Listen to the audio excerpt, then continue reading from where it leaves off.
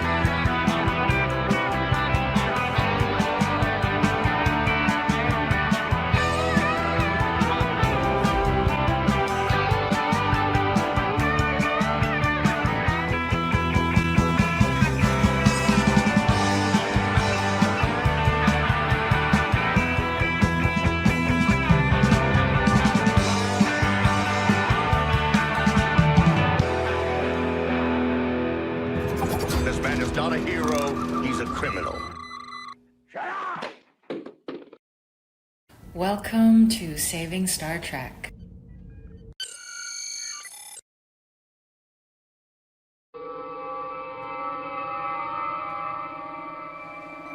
Greetings, everybody. Hello, and happy holidays to all. Germ's internet is up and down. He is stuck with the ghost of internet unsolid signal. Welcome, everybody. Dearly beloved, we are here today to celebrate this thing called Trek. Electric word, Trek. It means a journey that could go on forever, and that's a mighty, mighty long time. And it should be noted that in the midst of our sorrow, this death takes place in the shadow of new life. The sunrise of a new day for the prime continuity. A world that Star Trek United what might someday protect and nourish. Paramount does not feel the franchise to be a lost or hopeless one, and we applaud David Ellison's wisdom. Of our beloved 6605 Star Trek, I can say only this. Of all the shows I've encountered in my travels, this was the most human and humane. So now we stand at the crossroads of two different kinds of Star Trek. And we know it probably is going to get a lot worse before it ever gets better. But our resolve remains strong. We have a chance for good Star Trek if we can get through the last of Kurtzman's filth. It's filth versus faith. This is indeed a dark time for fans. But united together, we shall endure. And when the original continuity is reasserted by the sequel to Enterprise, we will have reached the end of a long road through the worst Star Trek ever. And now on our stage is Resolute Germ. Get that VPN taken care of, sir. You missed me being inspiring. After 3 attempts at restarting the computer, it finally took. I'm glad you're here. So say we all. So say we all. Guys, we have seen it all on Star Trek these last few years since 2018. We won't really talk about them too much, maybe in passing, but the real focus here is 6605 continuity. Tonight, we're coming at you in glorious letterbox only. So be a pal. Tweet out that we're live, and if you're coming through later, absolutely hit the like button. Help us propel it to 30 likes. That is huge. At 30 likes, X sort of gets some sort of idea that maybe people like us. And they give us a boost of impressions, and that's when the show goes to 1,000. This show has an incredible impression to watch ratio. People who see this show watch it. People who watch this show subscribe to it. And we're really glad to be here with you at what I think is the final lap through the filthy but Olympic-sized swimming pool of Kurtzman Trek. We have to swim one more. I don't know what the hell this is. What's that like really difficult swim called, like the Australian crawl? This is some kind of like, this is the garbage crawl. The way that I think of watching Starfleet Academy. Guys, do you remember like 20 years ago when Enterprise was on, when we went to war with Iraq and we heard how mean they were to the Iraqi soccer team? Does anyone remember that story? Fondly. That's an old story. Do you remember that one? Vaguely. Okay, for those who don't remember, I feel like Star Trek fans since 2008, since 2009, have been treated like the Iraqi soccer team. If the Iraqi soccer team won, they would only get like yelled and screamed at all day. If they lost or didn't win by enough, like Uday, Saddam's son, would come down and beat them with a wrapped up telephone cord. There's a word from the 20th century, ladies and gentlemen. And make them all swim around in a giant Olympic-sized pool full of feces. Well, Commodore 3-pack knows about phone cards. You watched Scrooge recently, didn't you? No, I thought that was coming up for Doomcock. I thought they were going to watch maybe that. Next week. Last week was Christmas Vacation, and before that was that Gina Davis movie, I think. I'm not going to lie, and I don't know how many of our friends have this, guys. If you do, let us know. I mean, I have SMOD. Social media overdose. It set in really, really strongly with the happening of some bad, dark events that we're not going to get into. And then this week was just sort of like a war against civility and a war against the holidays and Christmas, whatever you celebrate. It really has been. And I'm glad to have everybody here. Let me just say hello. Hello to Buddy. Hello, Lombardi. Hey, Dead Man. Hello to you. Hello to Tony. Tony, hello, Tony. Tony, we have to Tony's talk. Here. Hey, Tony. Yeah, I've been thinking about this one. Hello, Trek Reviewer. Hello, Gavin. Hello, Cowell. Good to see you, sirs. Hello to all my friends out there, and happy holiday to you all. But before I get started, I want to talk for a moment about a young man named Stark of Iron. This up-and-coming YouTuber, he's not bad and all, but the thing is, people really need to join this channel in droves because he's nipping at my heels. And of course, as we know, that's not good for business. Ever since we got started, I have been biggest, and then Tony has been, like somewhat further behind. And lately, he's been getting up over his skis. And as you know, Tony, if you get bigger than me, I will come to your house and beat you up, because that's of course what I do. I sell protection and I intimidate other YouTubers because I am personally scary. So Tony, really, sir. This impertinence wouldn't be good, bad for the natural order of things. Wouldn't go around upsetting things. Tony, you being bigger than me, it's not something that I object to on paper.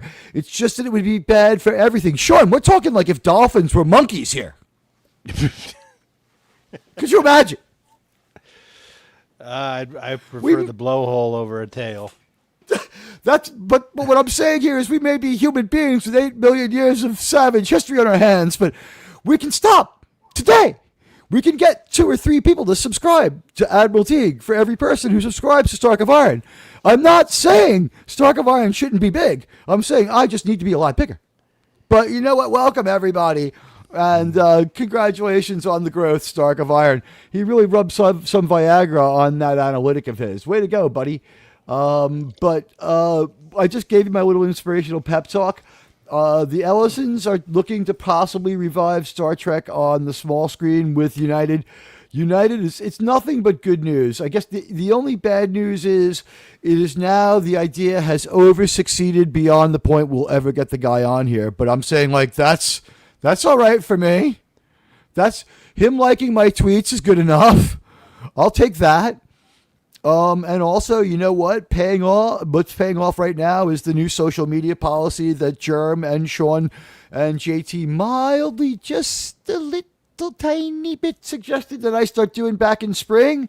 So, like, when these Star Trek, like, executives and people who might be writing Star Trek one day, and these people who have the floor at Paramount for the moment and have the con for the moment, you know, if someone supplants Kurtzman, it's someone who, you know, will see our X and see these shows and be like, as irreverent as these guys are, they're just trying to have fun, and they've been fair.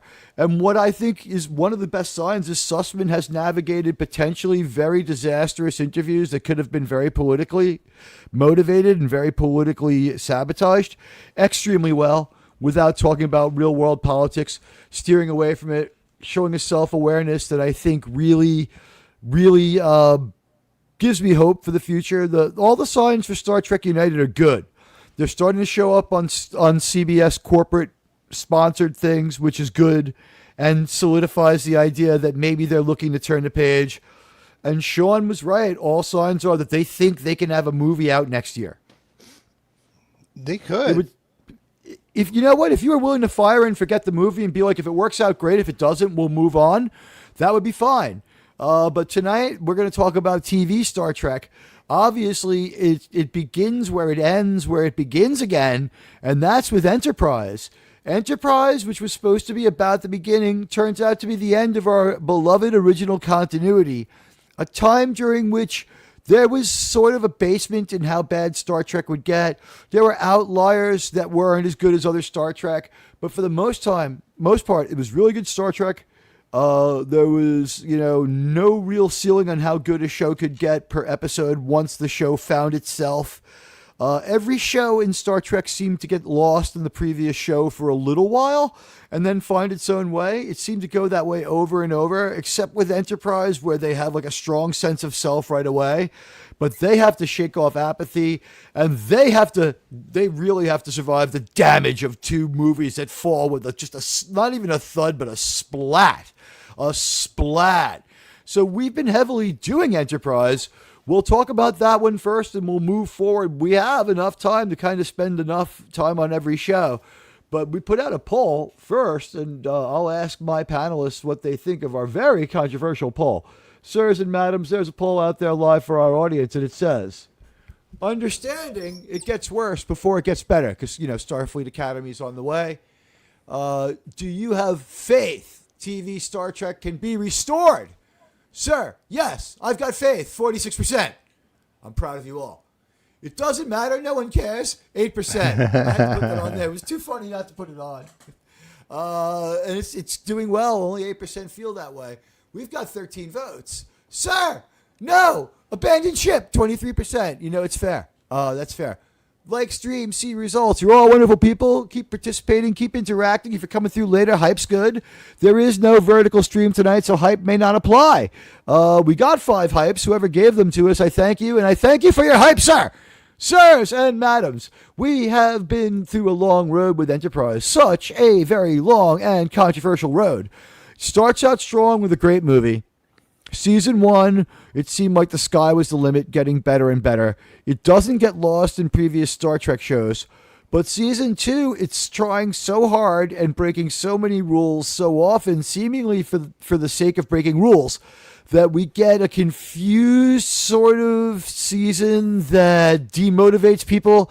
And there's like a fall off in streaming numbers for Season 2.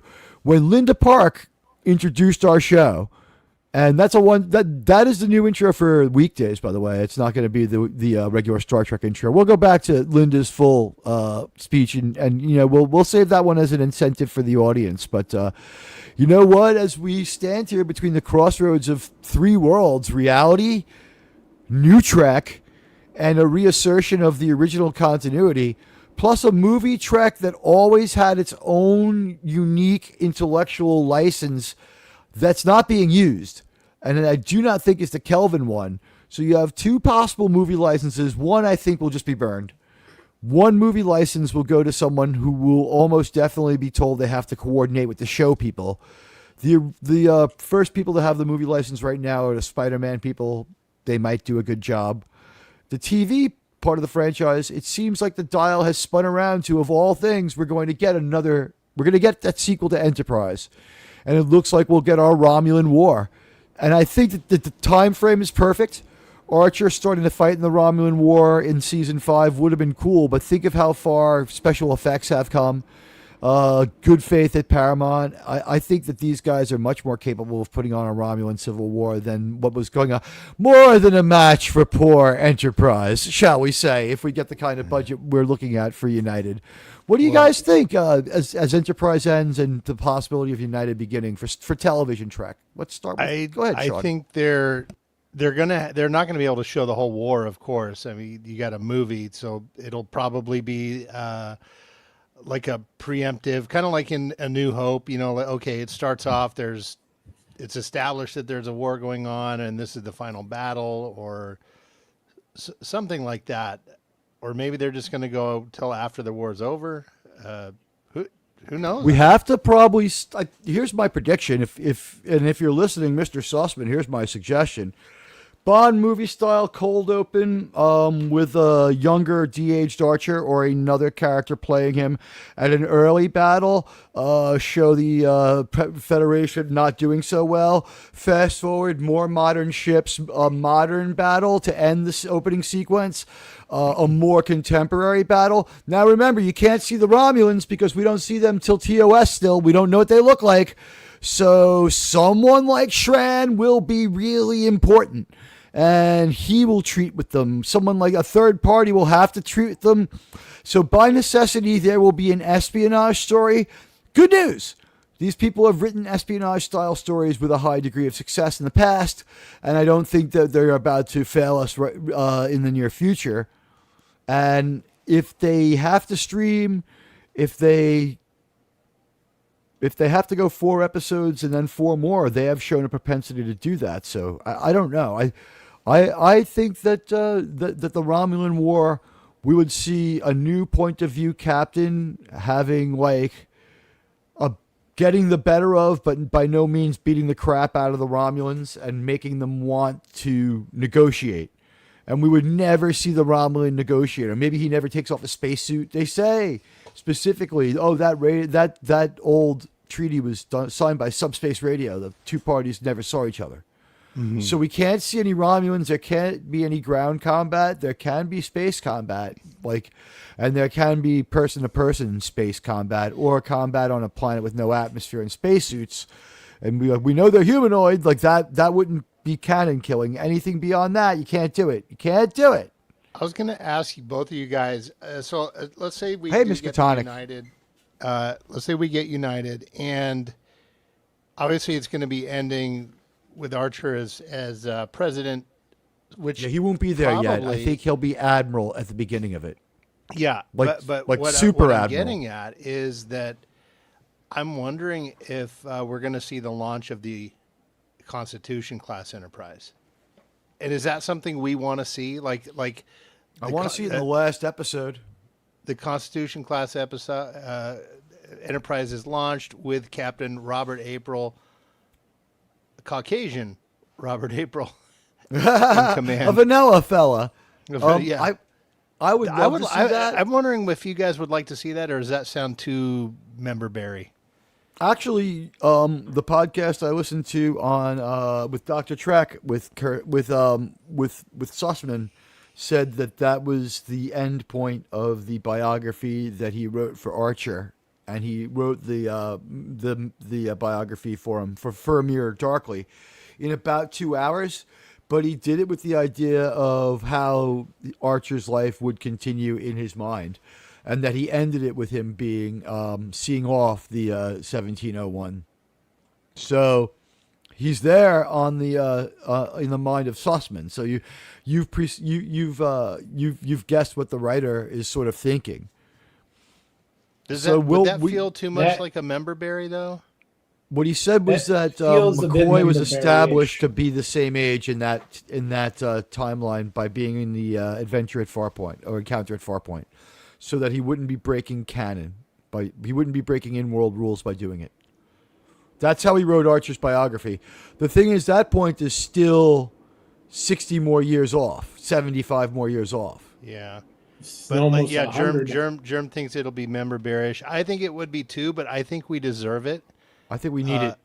We probably need it. Even if it just ends if that's the final scene, is the Enterprise 1701 being launched with Captain April in command, and then fade to black.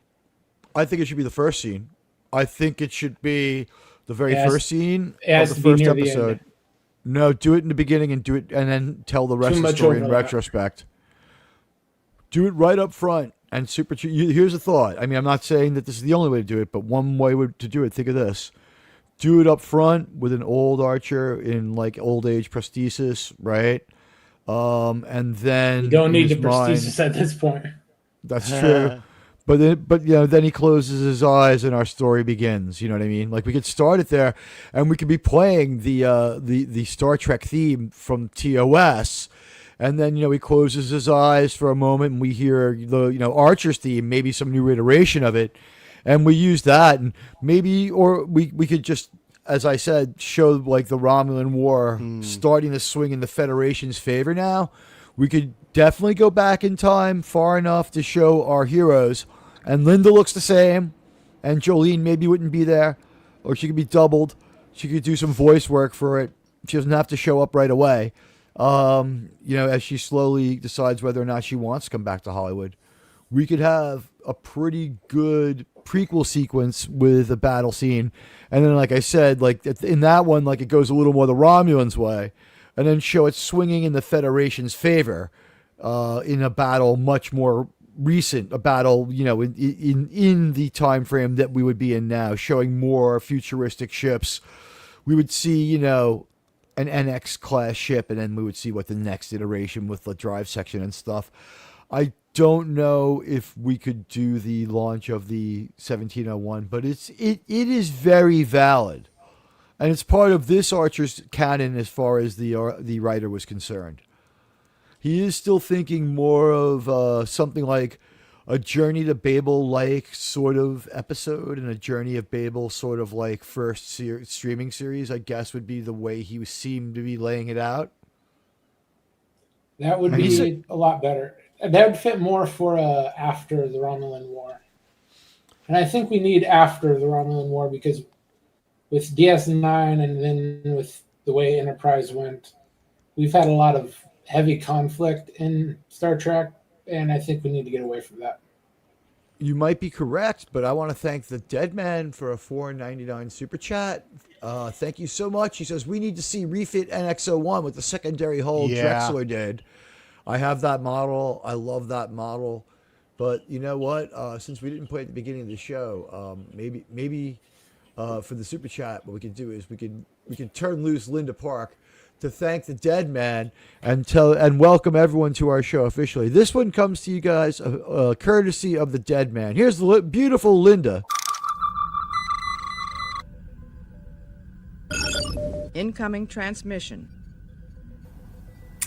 Welcome to Saving Star Trek, a show talking about one of my favorite shows, Enterprise. I am Linda Park. I play Hoshi Sato and also Empress Sato. So enjoy this show. I love that it's finding a whole new life on the streaming services. And you better hit that like button or Empress Sato will not be happy. I mean, she could make a storm happen, and she could really make your life hard. Anyways, enjoy the show, hit that like button, and thank you for being a fan of Enterprise.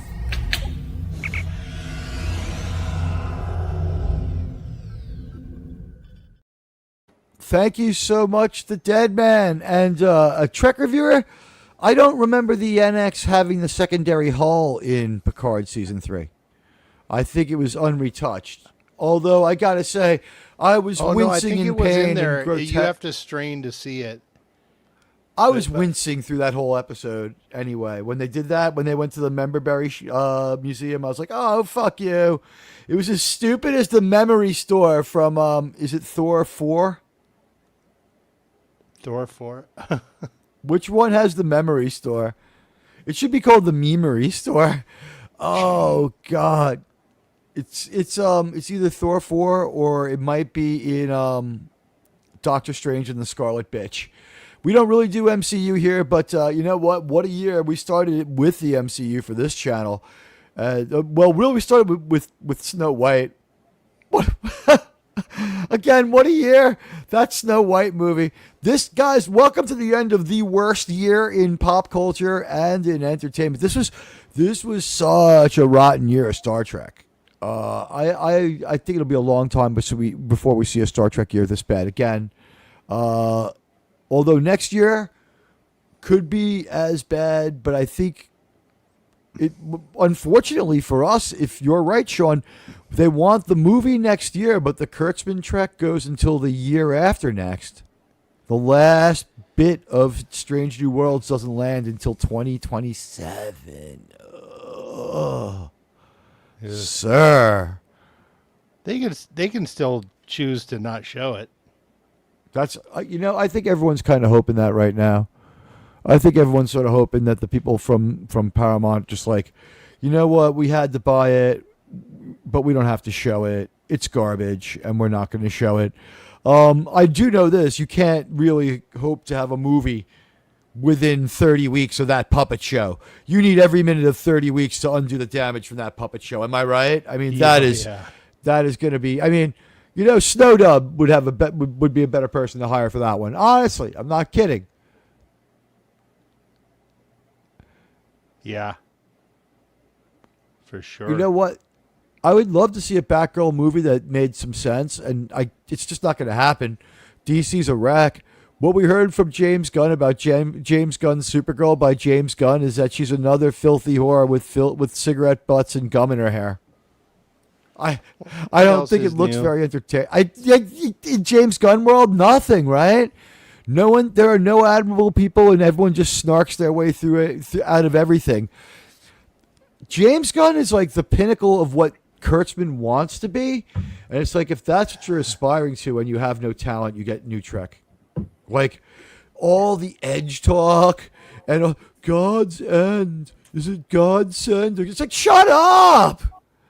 We have been exposed to some of the worst TV Star Trek. At least they kept Section 31 from being a real movie. And I think that gets demoted to streaming show. They're not going to really admit it was a movie. It'll be called a streaming special soon enough. The Ellisons aren't bound to go by the things that Kurtzman worked out with non-entities who were not in control. There was no one at the Paramount wheel for a year. So I guess with Enterprise setting up United, let's just get some Enterprise thoughts as we roll into season 4.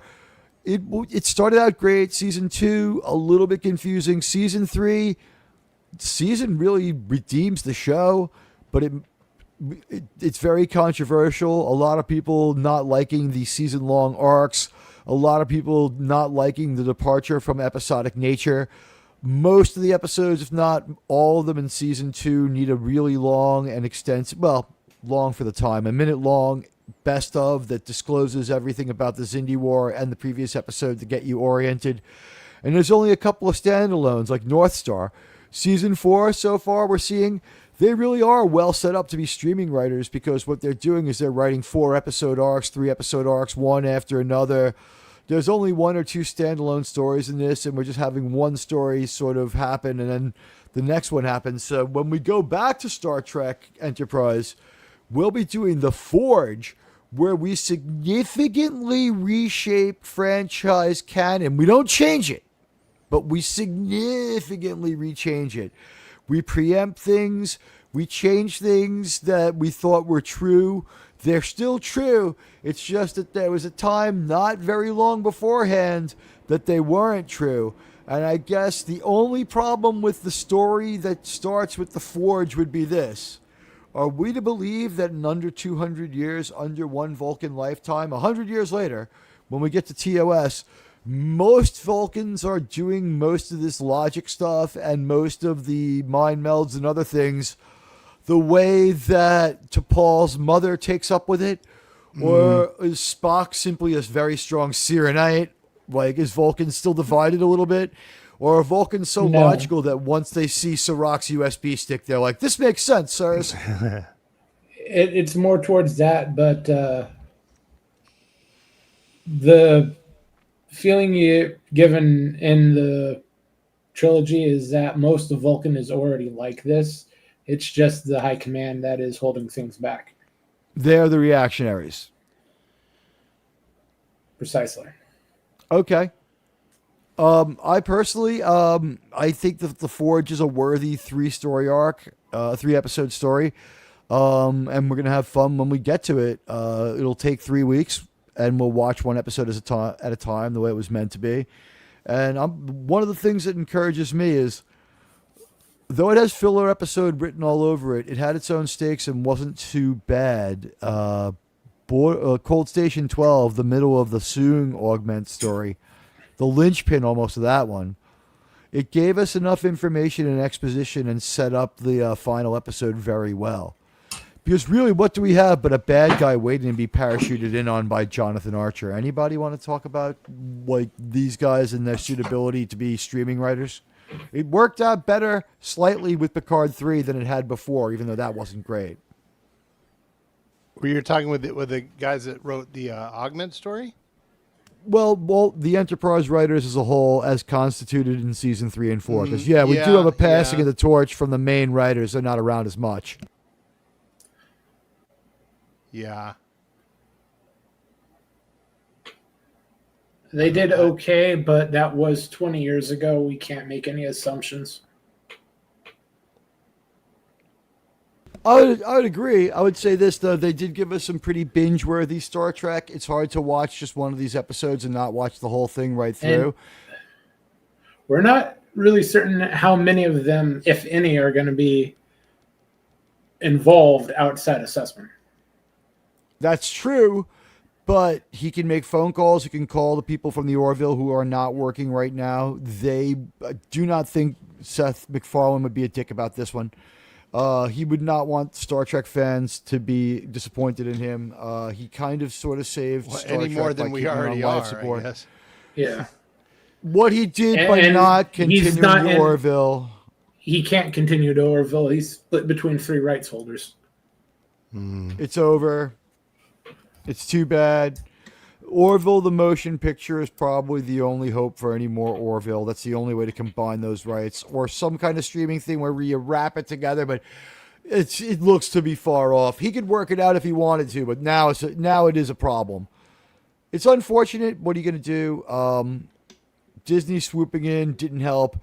But yeah, people are a little disappointed with Seth MacFarlane and a little disappointed with the way Ted ended. But I guess I'll let you two guys give your Enterprise thoughts on them as far as, if they're the future, what's your hopes? And then we'll move on to TOS. Well, the only hope I have is if we get united, it has to just be a thing to restore canon, show us some good writing, wrap up the Archer story, make it so Trip didn't die. Sorry, but you got to unend him. And Yes. it's like a fresh start. It's like, here's a nice, cool glass of water, and they can use it to acknowledge that once and for all that all the crap we've seen since 2009 is not canon, and we're owed that. I think. I agree. Yeah, that's my thought on it. Yeah. Jerm, any thoughts on if this could be the alpha and the omega of the original continuity, or the omega and the alpha, so to speak, of the original continuity? It has the possibility to at least help. It's not going to wipe away all the shit Trek in one go, but it could be a start. Yeah, we can't get rid of it all at once, unfortunately. It's here for, we can't unsee it. That said, we can unlist it. I don't know that Paramount is obligated to put it under the Star Trek tab. They could bury that way down deep and force people to go looking for it the way they make us. Now, it's not as bad anymore, but like a year ago, the Paramount tab, it was like, to find original Star Trek, it was like you had to look past every stupid new Trek thing to get there. Just scrolling. Even if you put in Star Trek, the original series, it still made you look at Star Trek Discovery. It's scrolling. A lot of people think the third season of the Orville was controversial. I didn't have that big of a problem with it outside of one episode. Oh, it's when they horrible. did Topa, when they do Topa, they go beyond their dramatic ceiling. What's horrible? Season 3? It's just not as good as 1 and 2. 2's Not the even best close season, maybe. They gave McFarlane a little bit too much creative freedom. He went overtime on every episode, and he got very preachy. When McFarlane is not held to time limit and held under constraints, he does tend to be overkill. A Million Ways to Die in the West, the 2-hour, 52-minute comedy movie where the jokes had punchlines with no setup. Was it 3 hours long? I don't remember how long it was, but it was really long, and they had to put in the stuff that they cut out in the special edition just to make the movie make sense. It was out of continuity. There's jokes that have setups and no punchlines, and punchlines and no setups in the story. Like when he says, I'll do that with, where is your father? It's like, he's on the hill burying himself next to mom. Something like that. There's a couple of jokes with payoffs and no setups, and setups and no payoffs.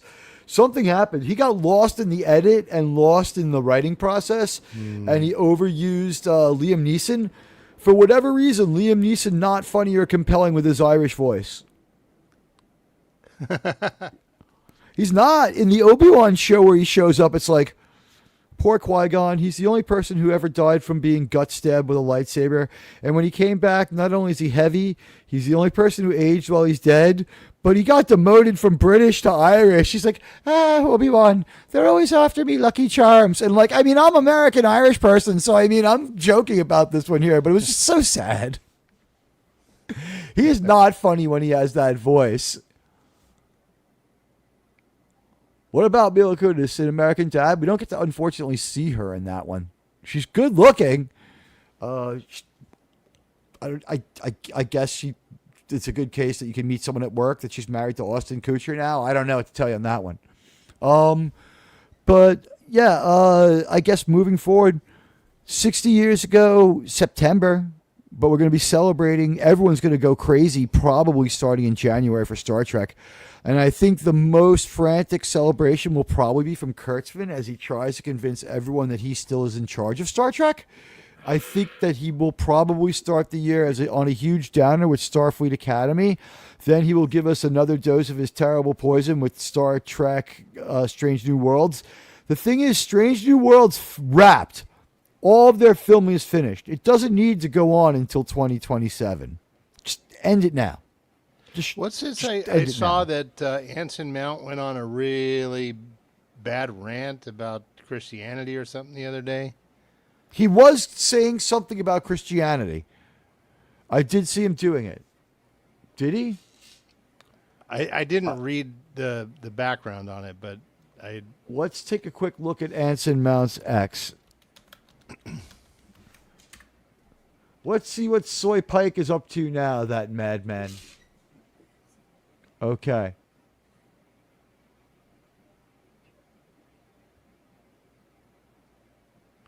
He's mad about leaving Strange New Worlds. Why would you be mad? You've been cucked in every episode and talked to like an asshole.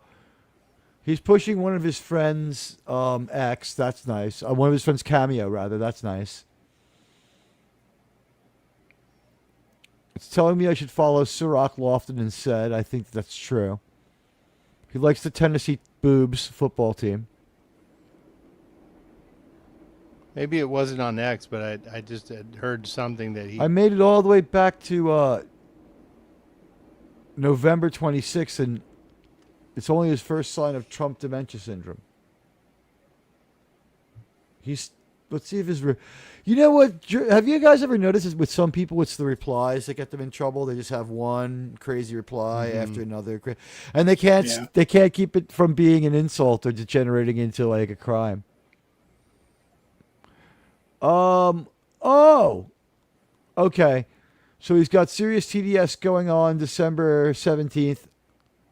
He's engaging about the plaques that Trump put up in the signs at the White House. On the paintings at the White House. I thought we could have skipped that one too. He's retweeting Lindsey Graham. That's never smart.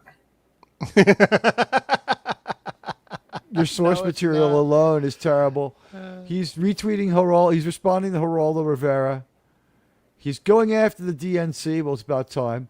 He's ranting about Trump. Finally, some fan art. Finally, some football. Finally, enjoying life a little bit. And then it's just, he doesn't seem to be that active. I did see something. He might have deleted a few tweets. Maybe he did, because he's usually pretty quiet on there. Yeah, not a lot of TDS. He keeps it to like one TDS post a month. It's bad when he does it, but he understands that he doesn't want to make everybody angry and everybody watches TV. So he's not a total dick like some people. And he managed to get through his whole Nutreks contract without being too bad, but it doesn't seem to be. There was something the other day I saw where he was talking about Christianity. He really was, but he either like snapped out of it and cleaned it up, or he or it wasn't as bad as we thought. Yeah, I don't maybe know. it just wasn't as bad. I didn't care enough to look into it really, but Yeah, I don't. It's sir. Anson Mount. I mean, let me ask around. Let's see if there's anyone here who could give us an opinion. Do we want to find out if Anson Mount went on a rant about Christianity, sir? Sure. It doesn't matter. Nobody cares. He's probably right.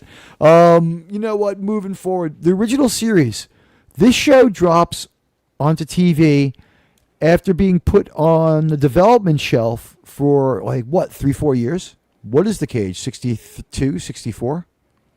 World yeah, changes a lot a too. long time, yeah. Think about how much the world changes between 62 and 66. We go from in Vietnam, but no one even knows, to holy shit, we're in Vietnam, and everyone is really freaked out, sirs and madams, because it wasn't like not a good time. And that war, of course, did not work out so great for anybody. And Star Trek ends up being the only show on TV that directly addresses that war. Who knew? I mean, I guess you could look back and it makes perfect sense that there was some sort of prohibition against talking about the war on TV, except on the news, and there was a prohibition against color footage from the battle zone, from the war zone. So, like, you know, a time of censorship, a time of different sci-fi, and the other big sci-fi show on TV is Lost in Space. So Star Trek shows up after being perfected. Let's talk about Twilight Zone on in the early 60s. Twilight Zone is on contemporaneous It was to when off by 65. Oh, yeah, okay. it's on contemporaneous to the making of the cage, but I believe the Twilight Zone is 59 to 64. So, but Twilight Zone was prevalent when Roddenberry was developing the show, though, because It was prevalent when Roddenberry was developing it, and if he hadn't been doing cop shows, cowboy shows, and trying to do Star Trek, he would have probably done a Twilight Zone or two. He was the kind of person who the Twilight Zone would have wanted to do their shows. The thing was, he wasn't well known for science fiction at all yet. He was doing conventional cowboy shows, but the better episodes. He was doing conventional police shows, but the better episodes. Trying to get his foot in. Yeah, Yeah. there was Well, a show that... He had no Go ahead. experience whatsoever with sci-fi until Star Trek. What he did was, and you can tell the episodes, one show that he did was there was a show with Chuck Connors from the L.A. Dodgers. He was an L.A. Dodger. He had been a Brooklyn Dodger before that. I wonder if he... Do you think Chuck Connors from the L.A. Dodgers knew the guy with the same name who played for that Brooklyn team that went away? Who knows? But right after the Brooklyn team goes away... But my mom was telling me yesterday that she saw him once in a bar when she was in her 20s, and she said he was just smashed. That is the same thing that my dad's cop friends told me. They said they saw Chuck Connors and they took him out drinking, and he was like, he was so crazy that they ditched him. Yeah. She approached him. She goes, "Hey, let's Chuck Connors." And she said he was leaning on the bar, and he goes, "Oh, I suppose you want an autograph?" And she says, "No, I just wanted to say hi." And he just went, "Oh, okay." You can have an autograph if I can fill your boobs. Freaking drunken idiot, right? He said, "Can I finish, please?" You know what? The heavy drinking didn't affect his performance, though. He's in a movie with William Shatner, Airplane 2. He's good in that as Chief. I need every was light that we can him? get on that field. All right, yeah, he's the guy who's the chief airline mechanic. It's Chuck Connors. He's also in Roots with Geordi. Wait, are He's you talking Chicken the George's first dad. airplane? No, he's in Airplane 2. Oh wait, no, is it the first airplane or the second airplane where he's the it's Airplane 1. He's in Airplane 1. No, Airplane 1 is Robert Stack. Right, but he is the ground chief on the runway. He's the chief mechanic, is Chuck Connors. I don't remember that. Oh my He's god. in one of them. I think it's almost definitely one. But Chuck Connors, like, it never affects his performance. He's still a good actor in Roots as Chicken George's father, the evil massa. What can I say? You know what? We just celebrated Black Friday because of mean guys like him. So, I mean, I guess we got something out of the whole experience.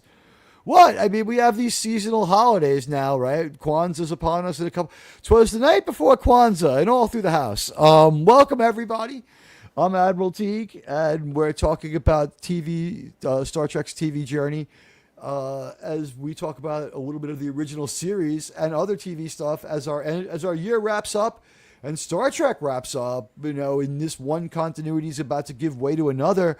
It's not looking like the cleanest turn of a page. The only good news is if the Kurtzman Trek is hanging around like some bad popcorn that no one wants to buy, Star Trek United might be on ice, but in development for like a inordinately long time, which could lead to very good stories, which is exactly what we need. A movie can fail. If TV Star Trek is good, that's much more important. Does anyone else like agree with me? Like, Star Trek needs to primarily be a TV franchise that's about an hour long, usually mostly episodic, and good enough for regular TV. It has to mostly make sense in the sense that, yeah, I get it. We're traveling faster than light and all these other things like that. Warp speed doesn't exist and all these other things, but it has to not be offensive to your sense of right and wrong, and it can't be bent back on itself morally and have like confusing, stupid dialogue.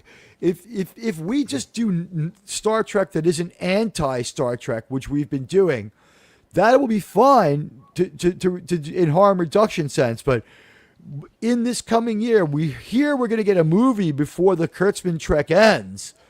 That to me sounds like a real hiccup. Like, you're going to have this ribald ring nonsense with a fucking puppet show. Then you're going to have a movie that's supposed to be serious that's not related. And then you're going to go back to like nonsense that could have Puppet Show Part 2.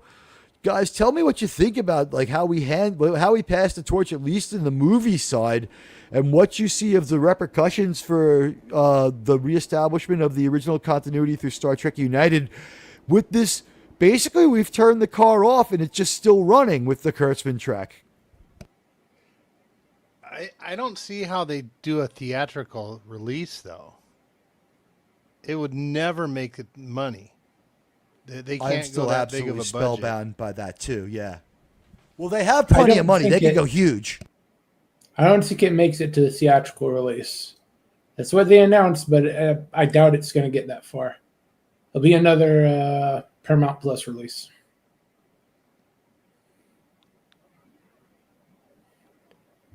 Almost to be has clear, to be. I don't think that Star Trek United is ever supposed to be a theatrical release. I think the theatrical release is independent of Star Trek United.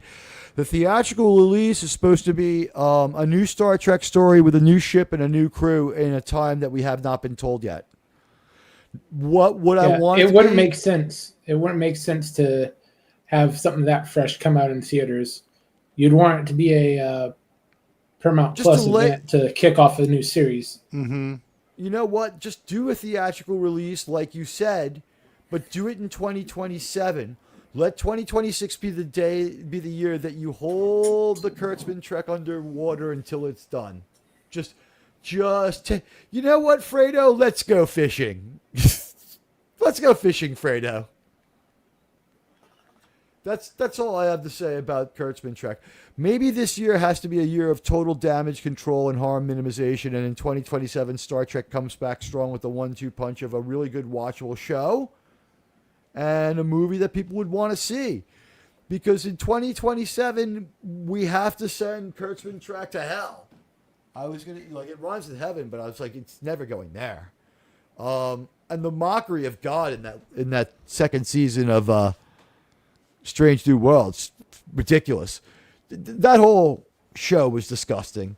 I can't wait for it to be over. But let's like cleanse our minds of that, guys. For most of us, maybe not Germ, but Shawn, I guess this one, the first question goes to you on this one, and then Germ can answer the question. But the TOS question would be, do you have an earliest memory of watching TOS, and do you have a first episode that you have fairly strong recall of? It could be a couple of different episodes. I really don't. My first experience with Star Trek was the motion picture. My dad took me to see it, and then we had it on a VHS tape that I watched a lot just because it was in space and I liked it. I had no idea what Trek was about. I didn't start really watching Star Trek till I was about 12, which would have been 1986, because I would watch it at night. So just in time for them to get to I guess the Voyage home was done. Right, and 86 is the 85 or 86 is the Voyage home, isn't it? 86, maybe 87, because I remember they honored the Challenger explosion in the beginning of it. Right, so it is 87. That's is it? Yeah, it's like this. It was like January of 86. Well, it may have been released in 86, and because they just put the the little thing in the beginning of the movie that they dedicate the movie to them. It was definitely released after that. That's all. That's one thing we said. But I'll IMDb it. But go ahead. So you had the movie on video. I had it too. Yeah, but I couldn't. I can't recall a specific episode that turned me on to it. It was the movie. And I just remember getting into the show because Next Generation was coming on, and it piqued my interest. And I'm like, oh, it's on every night at 11 o'clock, and I would watch it. So it was very kind of subtle, easing into the show. This is the release date. 11/21/86 is the release date for it. So, yeah, about 10 months after the disaster. Was it January? I was getting high with my friends when that happened. There was no school that day. It was a test day. We all got together. We were hanging out, and we were going to jam and play our instruments, and we saw that happen, and I was so stoned. I was like, wow, this is really good pod, because I just thought I saw the space shuttle explode. True stories. True stories from my youth. 20th century Teague was a different person. Wasn't the clean living guy that you know now. Germ, do you have a first memory of watching Star Trek? Was it or a first memory of TOS or the TOS crew? Well, my first memories of TOS would be Star Trek 4. Had that on VHS when I was young. As far as the series goes, I also had a VHS of I'm Mud and Trouble with Tribbles. So those are the two episodes that got me into it. Those are really strong episodes. I'm Mud's got some pretty hot chicks in it, too. Now, I'm sure that had no effect on your appreciation of the episode, though, sir. I'm sure your young self never thought an impure thought or anything controversial. That one's Mud's woman. Mud is the one with the robots. Planet. Yeah, there are some hot chicks in that one, too, though. Except for the end. Hardcore! It's Stella 600. That was, you know what? I got to take my hat off to them. That was when they went comedy. That was pure comedy gold. Yeah. That was a funny episode. And it still managed to be good sci-fi. Me too, dead man. It was good sci-fi. You know what? I got a story for you guys. So I remember watching Star Trek on many different occasions. I particularly remember watching it with my cousin Denise. I remember sitting in front of the TV at our house, and I was fascinated because my parents' TV was black and white, still a common thing in the 70s. And, you know, it was like doing great in reruns. I'm from the syndication generation. And we're like staring at this great show, and the episodes that I remember watching with her, specifically watching with her, because we would play like Star Trek games afterwards, because we loved Star Trek, were The Apple, and the one that I remember clearest, where I had my uncle kind of explaining some of the stuff to me on the way through the episode, was The Cloudminders. I love the Cloudminders. I have such great memories of both of those episodes because of what they meant to me as a little kid. The Cloudminders is just like the best action adventure episode ever if you're like a 5-year-old kid. So fucking awesome. And the one I remember watching at home and being fascinated with, where it was just a great monster, and then the monster does a face turn, was Devil in the Dark. I remember Devil in the Dark. And as far as the motion picture, I remember going to see it and being confused. And I remember like my uncle spending the whole ride home unraveling kind of what was going on till I had like the most outward grasp of it. And then I didn't really see it again for a couple of years till my parents got a VHS player and someone gave them like all the Star Trek movies on one like 8-hour VHS tape, like all like up to like 3, you know. Yeah, Gavin Blackburn, all 3 of them. The Bespin episode. You know what? Yeah, Star Trek did it first in that one. Star Trek does it first a lot. I was watching for the fun of it The Last Jedi the other day, some of that piece of shit, and they have that gun that runs on like plasma, like from the Death Star or whatever. That's in the Cage. They have a weapon like that where the warp engine like sets that weird cannon and blows the top of the hill off, but they can't see or hear it. I can't wait to watch The Cage, sirs, where we decide we're going to take the Admiral Teague test on that one, the Is It Star Trek test. Ooh. See, here's the thing. I don't think that an episode that shortcuts to the end and we leave people in moral, ethical problems is good Star Trek. Captain Pike is remiss, but I digest. I think the first TOS episode you saw in reruns as a kid of 7 or 8 years old was the Doomsday Machine, and that hooked me on the show. Or the Doomsday Machine was the first one I remember just being enraptured by completely. I was in first grade. It wasn't the first Star Trek episode I saw, but by first grade, I know this for sure. I became friends with the kid next to me because we both did the same thing. You know those pink pencil erasers that you get? We had made them both into Star Trek shuttlecrafts. Oh, nice. Yeah, so I knew he was cool, and I did it. And I remember like playing with it like it was going into the mouth of the Doomsday Machine, and go, like da da da da da da. So just imagine little Teague in his Catholic school uniform, you know, looking like Damien, just singing the Doomsday Machine music and getting.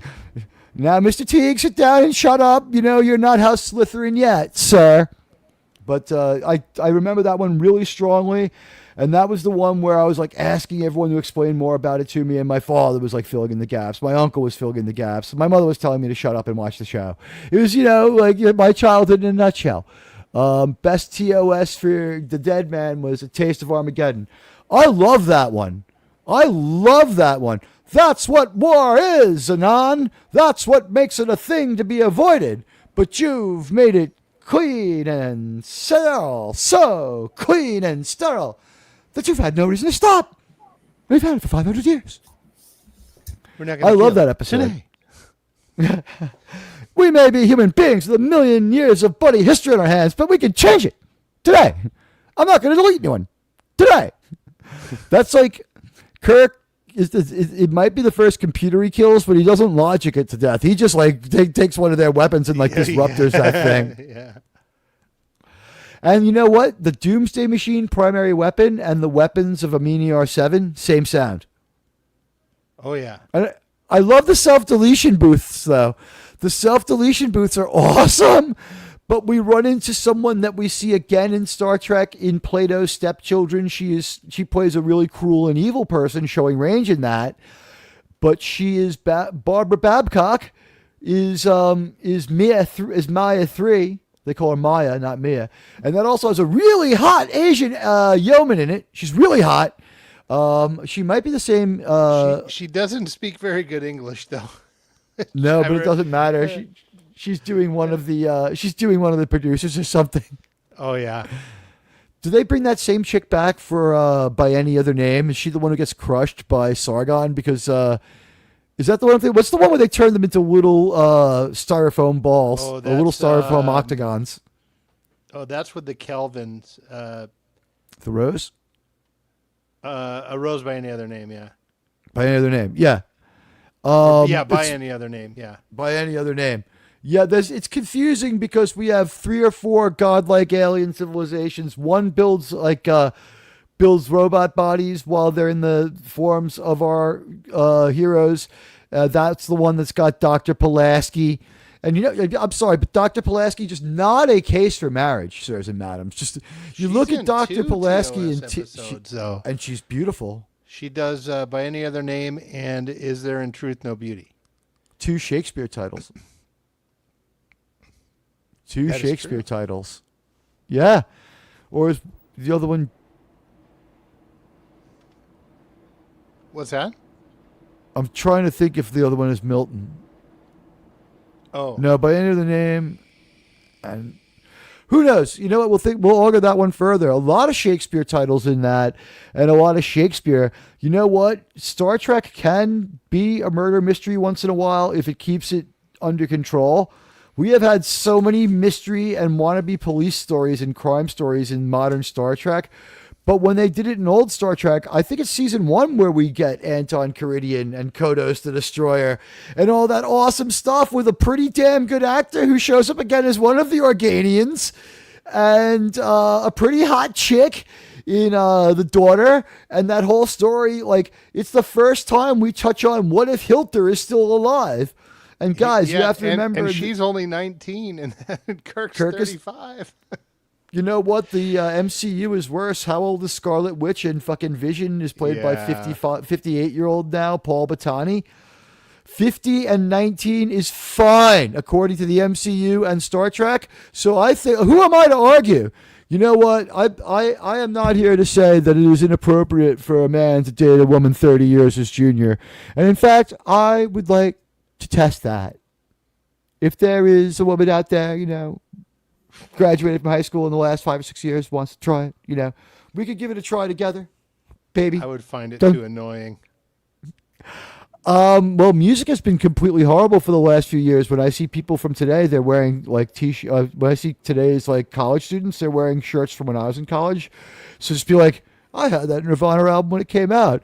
Plus, the way it's going on Landman, I think we're going to see Sam Elliott get laid this week I think Sam Elliott's going to have a 19-year-old girlfriend in about 3 hours. Germ, prediction on that one?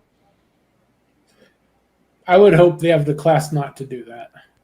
It's going to happen, but they're not going to show it, or or is that why they chopped up last week? That may have been what they chopped out. 17 is legal in Texas. That's where they are. Yeah. All right. So that's the thing that's good about Sam Elliott. Sam Elliott and his potential girlfriend, they are basically the same age. If you're dyslexic, he's 81, she's 18. It starts. It's Taylor Sheridan's 1881.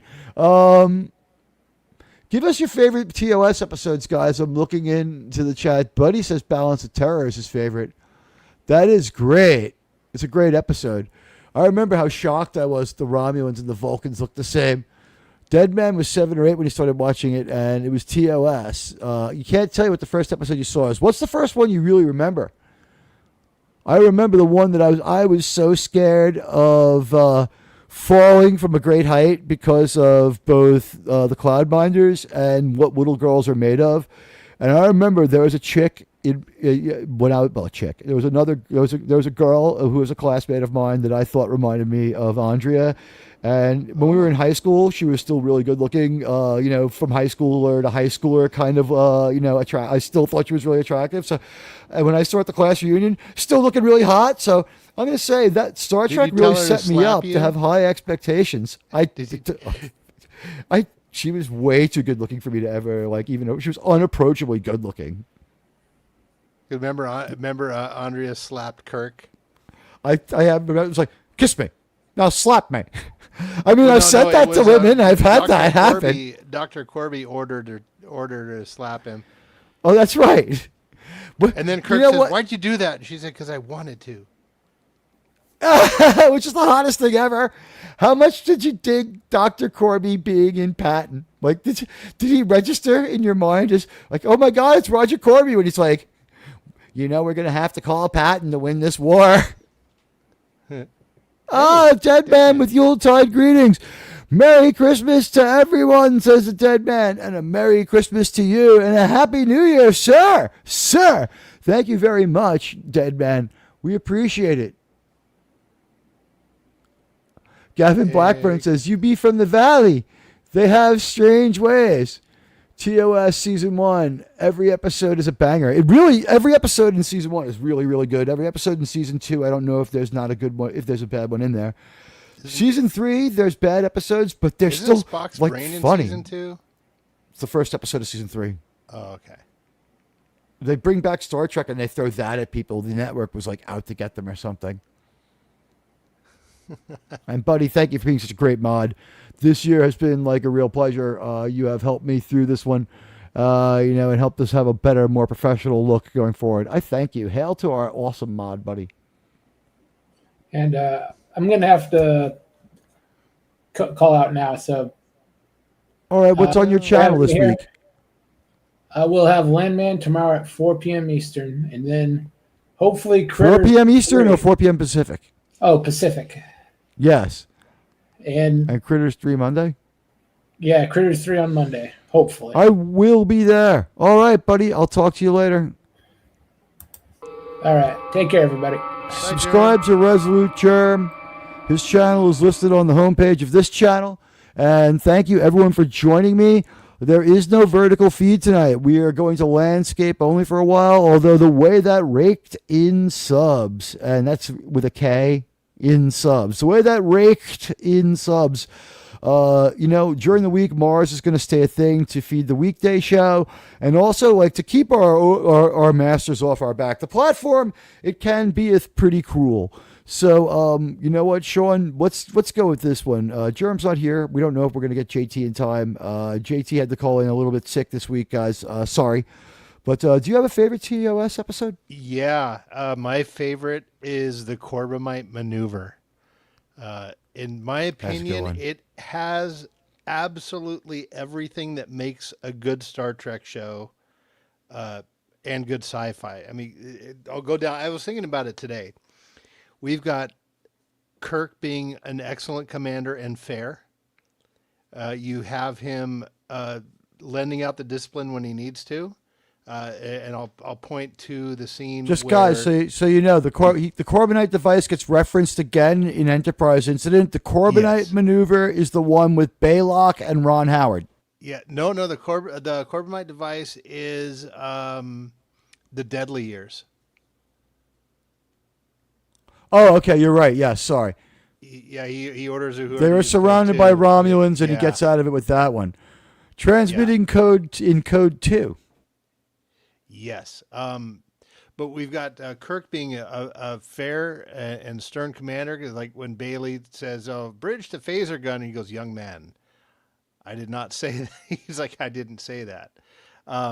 You've got Kirk trusting Spock to run the ship because he was on his way to the bridge when they encountered it, and he goes, "What's the status?" He goes, "It's just holding there." And he goes, "I'll change first." So he goes to his quarters to change.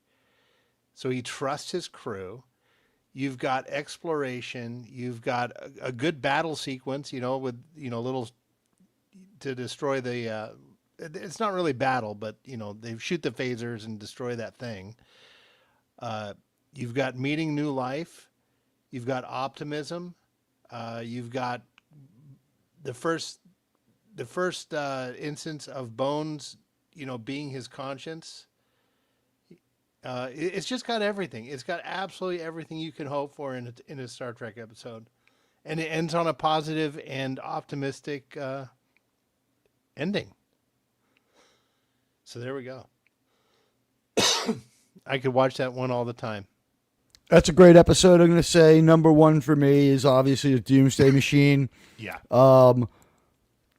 My number one alien, I'm going to say the weirdest alien that's not a major species. My favorite major species is always going to be the Klingons. Mm-hmm. I love the Klingons. They're hilarious and they're great, and they can be fun as well as they can be formidable. They're really good opponents, but my favorite really weird alien, the Doomsday Machine's a technology, so I'm going to say the Provider. And also, again, I Oh, weird alien? Yeah, my favorite weird alien is the Provider. It's so weird. Not the Provider from Triskelion. Oh, I'm sorry, the Companion, Zephyrin Cochrane's pet energy field. Oh. For me, Companion provides most everything I need. The weird aliens for me would be in Cat's Paw. Those are the weirdest aliens we see when they turn into what their natural form is at the end. Yeah. They are as weird as shit. You're right. Those are the weirdest looking aliens by a lot. They might not ever touch those aliens again as far as how fucking freaky and Kirk was like, I almost stuck my dick in that. Oh my God. The little marionette thing. Made weird. It's like pipe cleaners and dry ice with some bird feathers never scared the hell out of people so much as Sylvia and Koloth when they just like die. And they're like ranting in Shakespeare too. Gene Roddenberry must have really loved Shakespeare, or he hired some people who really loved it. It's weird how Star Trek's obsession with the classics. You would think if we were writing sci-fi, like modern Star Trek people are like, we can't even remind people too much of real Star Trek, or people will realize that our show is shit. In Star Trek, they're invoking like deep classics in an age where there were still a lot of people around from the age of radio and TV. Oh, Admiral, you're really cutting out there. Am I? Yeah, now you're back. Am I too far? It's weird when it's the part of my microphone I speak into. It's really sensitive and weird. I'm gonna have to. I'm gonna have to do another little walkthrough on this one. It sounded like you got up and walked away. No, I was still like really close to it. It's weird how strange this one is. You know, they are the weirdest aliens. I don't know if we ever top them again. And Kirk is just like absolutely in shock by what happens to them. Look at Gavin Blackbird's. Blaylock is lesser than Jolene Blaylock. Yeah, you know what? I would rather spend the night with Blaylock than Baylock. Although, you know, we haven't seen her in so long. I would love to see what she looks like, and I would love to see her in Star Trek United. Although I'm thinking more like we won't see her unless the show lasts like a season, because like Sentiment would have to work on her for a while, and she's going to have to get calls from all her old buddies, and hopefully she didn't date and hate anyone from the show or anything like that, or if she did, they won't be back. It's like, I don't want to work with Anthony Montgomery again. And like blows all our minds about like Pride Weather. It's like, Pride Weather got in there? No way! We'd be forced to admire Mr. Pride Weather. It's like, what are you doing? It's like, I'm doing the Anthony Montgomery diet. I just read about it. I think it'll get me chicks. Like, I've been forced to reassess my life. I try to deliver everything without passion when I talk now. Do you have a favorite? So your favorite weird aliens are them. Who's your favorite major adversarial species? I think the Romulans. The Klingons in TNG are better than the Romulans, but they were a little campy in TOS. It was a little campy especially when they got the Trelane guy to play in the Trouble with Tribbles. That might have been a little too soon to have that guy back.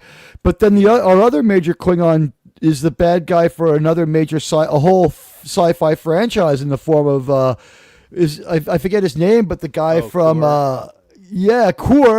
Coors Light, whatever his name is. He's Baltar from Battlestar Galactica. Yeah. He's in the one with the Organian Treaty. I'm blanking on the name of the episode. Oh shoot.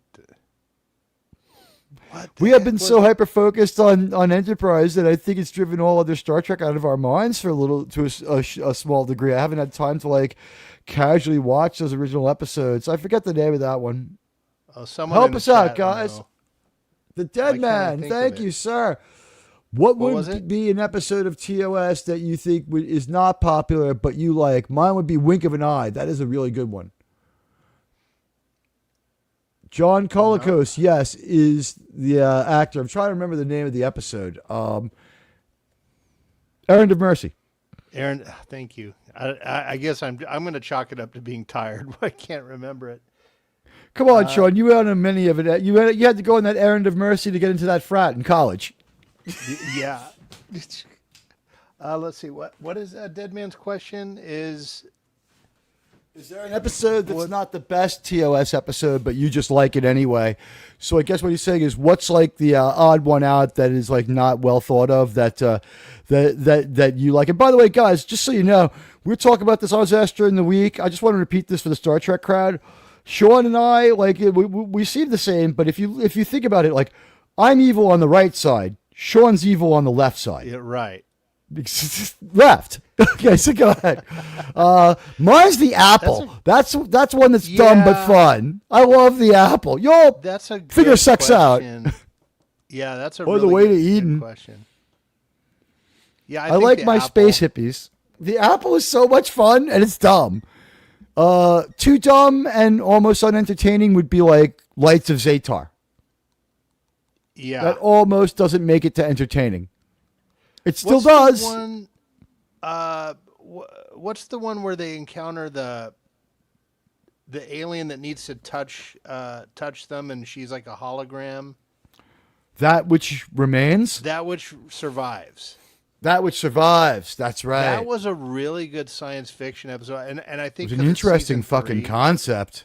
Yeah, it's season 3, so it doesn't get watched a lot. That's another, because it's really got a great sci-fi ending when they figure out that she's not a real person, and then she gives that speech at the end, like, this is all that remains of us as a civilization. And are they Arconians?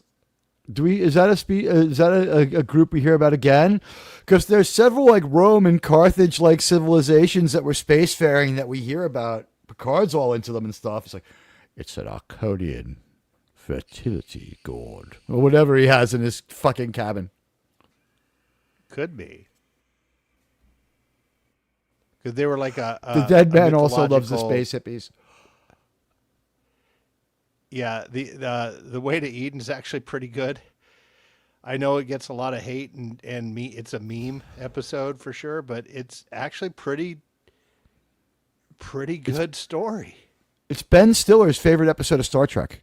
Is it really? I would like to say why. Okay. I mean that's if I could say anything to it, I'd be like why. Wish you could. No, I can't elaborate on why. I would say very easily like Arena is a lot better. Yeah, but the way to Eden's actually it's a good story. It's just too bad it's just a little it's just cheesy. Miri but was the guy that played him, the doctor in there. I love the tragedy of him. The tragedy of his character is really good. It was just sad it was wasted because it was a great performance. I think the best performance we get in all of early Star Trek from any of our crew might be, in not such a great episode, but McCoy in The Empath. It's like he's moving heaven and earth in that one, man. I mean, then again, there's so many great William Shatner, just like, he was the Michael Jordan of great performances in a really hard to believe sci-fi concept. Sci-fi, like, he is the Ozzy Osbourne of sci-fi. He is responsible for Star Trek's success and everyone else's. Star Trek is so radically different from the other sci-fi on the air at that time. The other big show that's sci-fi, I guess we could talk about it for a minute. A lot of people love it too, and it keeps coming back, is Operation Annihilate is a great episode. Oh, yeah. I consider them flying potato pancakes, but yes, over medium eggs too. The space hippie one, yeah. I forgot what I was going to say. I did a little bit of Trump weaving there. What can I tell you? I call it the weave. I like to weave my points together. No, blah, blah, blah. Oh, Miri. Miri hits you different at different ages. When I saw it as a little kid, I was like, the disease is bad, but like, I want a world with no adults. And I can stay a kid forever, and everything is like mine to use. I can just like drive a tank around and blow things up all day, and there's all the food for like hundreds of years, and then Captain Kirk is going to show up. I'll sign up for that right now. Then you see it when you're like older. Who played her? Kim Darby. Yeah, because she was the mom in Better Off Dead. Better Off Dead. No, she's in John Wayne's biggest movie, the one he gets the Academy Award for. She's in True Grit. Oh, okay. Yeah, that she was a really reminded me a lot of Judy Garland. Sorry, she had a very like an innocence about her, and she was like a very. I don't mean this in a mean way. She's a very normal looking girl, but In a was very dystopic charming.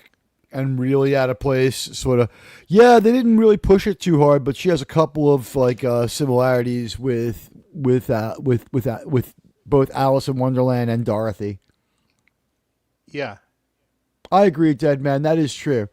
The empath and the cage are very similar. I like when those like weird aliens appear and they're like, "We're dicks. We're here to test the concept of how much of a bunch of dicks we can be. And, if she's willing to be, reverse dick, we won't dick over her planet. We'll dick over some other planet for fun." And it's like they don't debate it too much. And there's like some real gaps in the episode. Like Gene Roddenberry did not work on that one long enough. Like he, I think, still was fixing up scripts. But like for whatever reason, when it almost got canceled season 2, they didn't put enough effort and didn't have time to really fix season 3 and have it make a really great case for a season 4. And so then Star Trek, it's just like, it's weird. Like season 3 has good episodes. There are good episodes. Like Enterprise Incident is as good as any season 2. It's really good. Yeah, that's one of the top ones. So I guess that's the original series. The original series ends with an episode that I only watched with all of you about a year ago. I never watched Turnabout Intruder. I have this thing where I never want to watch the last episode of something, so there's always some more left. And there's still a few episodes of Deep Space Nine I haven't seen to that end. And there's still a few episodes of Voyager that I need to see. But I only watched Turnabout Intruder this year. So I've seen now every episode of original Star Trek because it was cool even up until I was like 30. You went every that once in a long while. without seeing it? Even up until I was 30, every once in a while, I'd catch a stray episode of the original series I never saw. I avoided it. I avoided Turnabout Intruder. I turned it off every time it came on. I was like, I don't want to see the last episode. I don't want to see Star Trek end. I always kind of had like great sentiment for the show. Yeah, and you know what? Like, I don't think it, for whatever reason, I don't think it was on the syndication slate. It might have just been too weird. They're like, we could take this weird garbagey episode and just leave it out. Sir, we could just break, we have the menagerie. We can break that into 2 parts. Well, the only thing about Turnabout Intruder that was completely BS is, Kirk would have just been in the bathroom looking down at himself. Yes. He'd be like, hey. Although I have to say, good performances by William Shatner and that chick as Captain. That chick plays a decent Captain Kirk. Yeah, she studied does. Captain Kirk's William Shatner energy. She definitely pulls out William Shatner energy when she's like fighting for her like right to be reintegrated back into the original body and stuff like that. I love it. And guys, like, keep telling us your favorite episodes as we move on now, as we turn the page. So then absolutely no time goes by at all, and the original series ends, and just moments later, TNG comes on. I remember TNG starting because I was in high school, right? I'm in high school, and Star Trek's coming back, and I couldn't be more excited. And they're like, and you get the lost episode of, the original series. And I'm like, oh, cool, more William Shatner. And they're like, The Cage. And I'm like, oh, I don't care. And I remember watching all the specials with all the movie stars from the original series, and with Gene and with some people from the new show.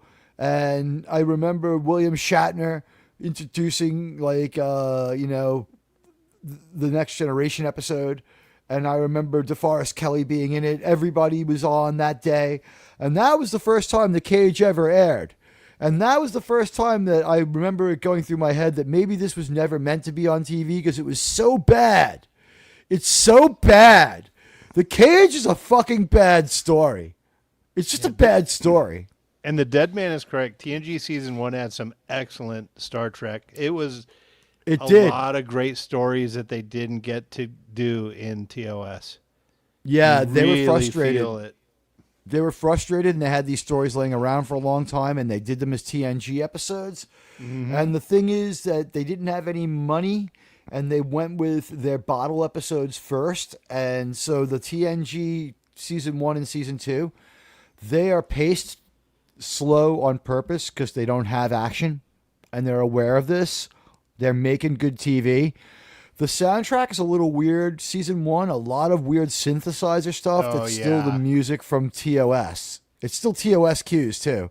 In Encounter at Farpoint, when they start playing the TOS style music on the synthesizer at the end, you're like, this is weird.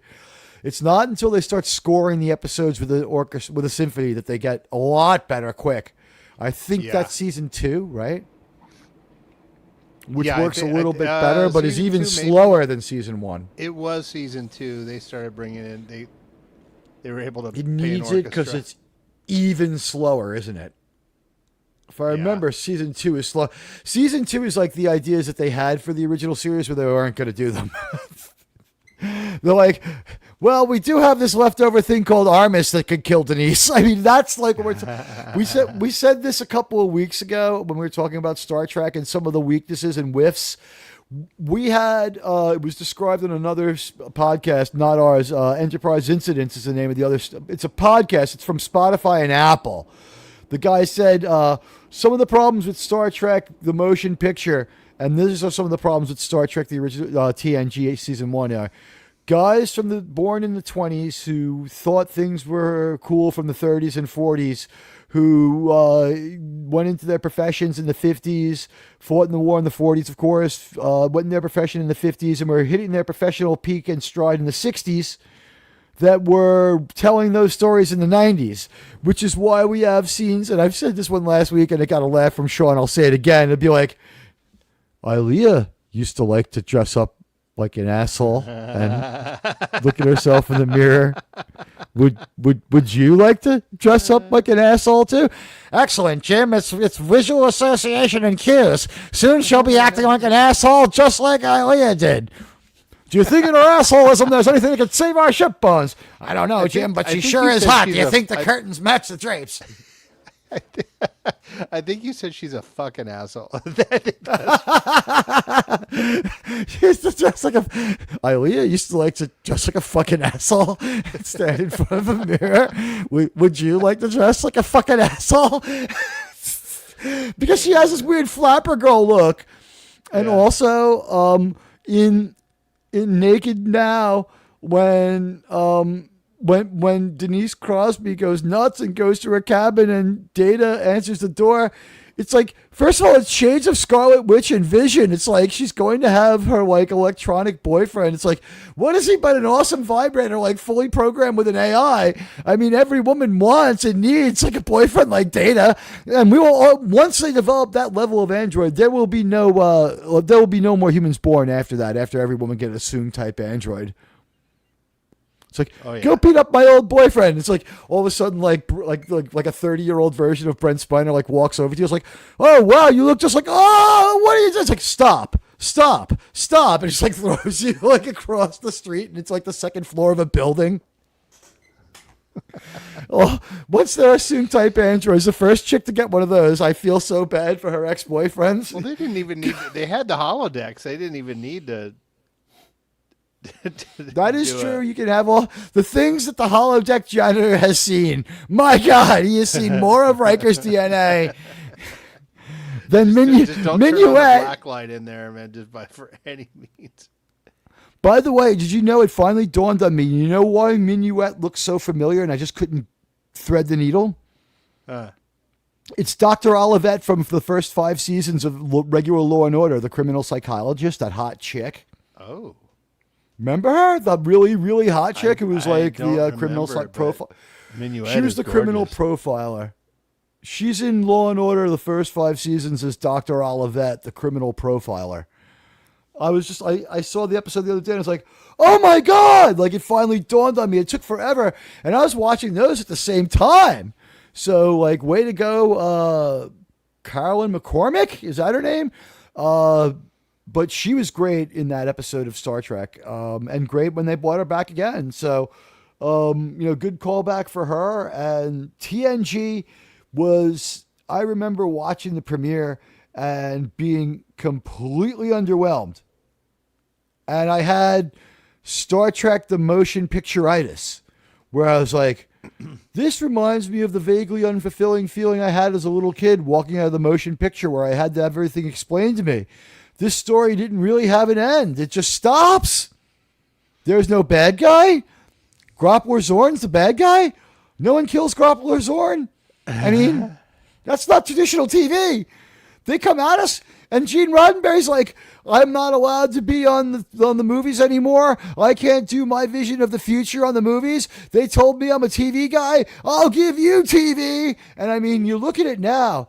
This adversarial, anger-fueled version of Star Trek is one of the most imaginative and weird aliens ever. Even Scotty's talking about the Farpoint alien with Geordi when he sees him. He's like, yeah, you saw it at the milk, or whatever it is when they change the energy signature on it, or is that another alien? Oh, no, that was the space baby was suckling on the back of the Enterprise.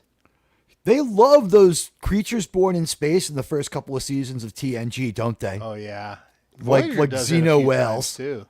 And now Star Trek's trying to do it. I mean, Star Wars is trying to do it with the weird Purgles or whatever they're called that travel between the galaxy far, far away and Perfidia or whatever it's called.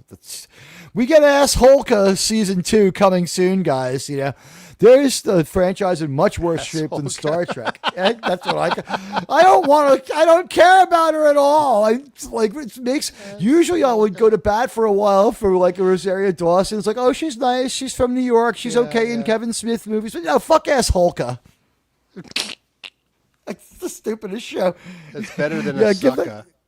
If I can get creditation from that, you can offer it to Doomcock. He has to give me credit for the joke just once. Like, I want to thank Admiral Teague for that, for Ass Holka. Yeah, I'll remember that. That's good. Because a sucker is too obvious. It's Ass Holka. Yeah. Come on. It's what I called her from day one, Ass Holka. Because she's such an asshole. It's like, where are we? Are we in the world between worlds? It's like, God, is this show going to keep answering its own question over and over? It's the stupidest fucking show. Show, then tell again, then show, then tell, and tell, and tell, and tell, and tell, and tell, and tell, and tell, without advancing the story in any way, a shape, or form. But that's a different set of beds. That's for Roman of the Empire to get frustrated about. Like, Sean, you should have been ready on the Patton music with that one, but okay. Sorry. Gene Roddenberry just comes back at us like he's got something to prove. He's like, I've got a pair of big brass fucking balls and I'm going to put them right up on the table. And we saw right from the beginning that the Paramount people in the studio, they're like, Gene Roddenberry is as crazy as a bedbug. We can't have him on TV. Let's invent first-run syndication just for these crazy people. The Star Trek people kind of come up with it, and the production company's like, we'll let you make Star Trek under these conditions. Yeah, we will. Like, we can't believe you came up with that. And you know what? We're going to start making shows this way. That's hats off. Like, great innovation, Star Trek guys. You know, way to go. Seriously, good idea, because first-run syndication was invented by the Star Trek people. They're like, what can we do? We don't have a network. And they're like, we do have a network. Like one of their idea guys in Chaos on the Bridge, there's an idea guy that they assign the Roddenberry after the motion picture where they're like, keep Roddenberry calm and under control. And he's like, Gene, for all of his genius, had loopy-doopy ideas about the future. But people loved it. You know, this guy understood Gene. He's like, so I would pack him off to rehab on the weekends and get him back, you know, and the man was shot out of a cannon. Like, he totally understood Gene Roddenberry. And he was like, you know, and Gene was just a little too comfortable, so I figured I'd challenge him. I brought on a new showrunner just to piss him off. It was like all these different things. And this guy totally understood Gene. Chaos on the Bridge is a great movie that William Shatner made about TNG, and he is like the creative force behind it seems, and also the host and narrator of it, until it came time to ask him about it. When they just have the producer, it's like, how did you feel? It's like, I didn't like it. I felt threatened. Well, he wasn't a good captain. Well, why should he be a captain of the Enterprise? Captain of the Enterprise is me. As far as I'm concerned, I didn't want to watch it, but then I found out it was a good show. It was weird. It's like, didn't like the kid. Yeah. You know what? I will say this. I didn't mind Wesley because of this. Before the first episode and the specials leading up to it, Gene Roddenberry himself did an hour-long pitch for why you should watch and love TNG. Oh, and by the way, to finish their first-run syndication story, they're like, we do have a network. It's all these unaffiliated stations that are showing Star Trek. Let's call them and ask them if they'd buy another show. And everyone said, we'd buy more of this. Yeah, we'd absolutely buy more of this. And they're like, let's go for syndication fee plus, or like, can we make it for syndication fee? And like, if we get the syndication fee from all these different channels, hell yeah. So like they create that, and that's how we get all those other shows. And like, that's the pathway to like putting together an ad hoc network for, UPN and CW, so it was good and it was bad, but they invent first run syndication, and that's their market. So they're making this network quality show for like a non-network. And I just remember being perplexed by Encounter at Farpoint. And as I was a kid, I wanted more excitement. It did go through my mind, why the hell did we have bald people in the future? They can't cure that. And like at that point, I was like, well, why doesn't he just also have glasses? Went through my mind, right? Captain Kirk has glasses. He's cool. I was like, William Shatner at least wears a toupee. You bring me into the stuff. No, but okay. So I accepted Data. I figured out that he would be a Spock-like character right away. They may have signaled that to us, but you could tell. I mean, you can watch and you could tell that he's going to be a Spock-like character. And we got those 2 episodes that make up Farpoint after watching it. I didn't mind Wesley. He doesn't have a super prominent role in Farpoint anyway. It's in the next one, Naked Now, that he's like a little too prominent. But whatever. Gene Roddenberry made such a pitch for him. And then they brought in like Leonard Nimoy, and he's like, and you'll meet a new character, Wesley Crusher, who closely is who's a homage to Gene Roddenberry, created by other writers. I'm like, no way, he made it up himself. He's pretty taken with Gene Roddenberry. He thinks that he should still be in charge of the movies. But by the time Encounter at Farpoint ends, I remember just I was like, okay, Star Trek's back, but this is some weird Star Trek.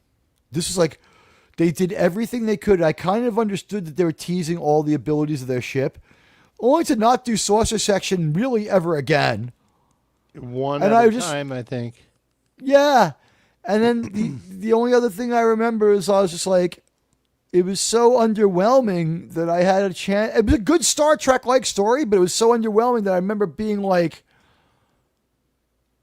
why was that dude wearing a dress? What was with that dude wearing the skirt? Yeah, what was with the dude in the skirt?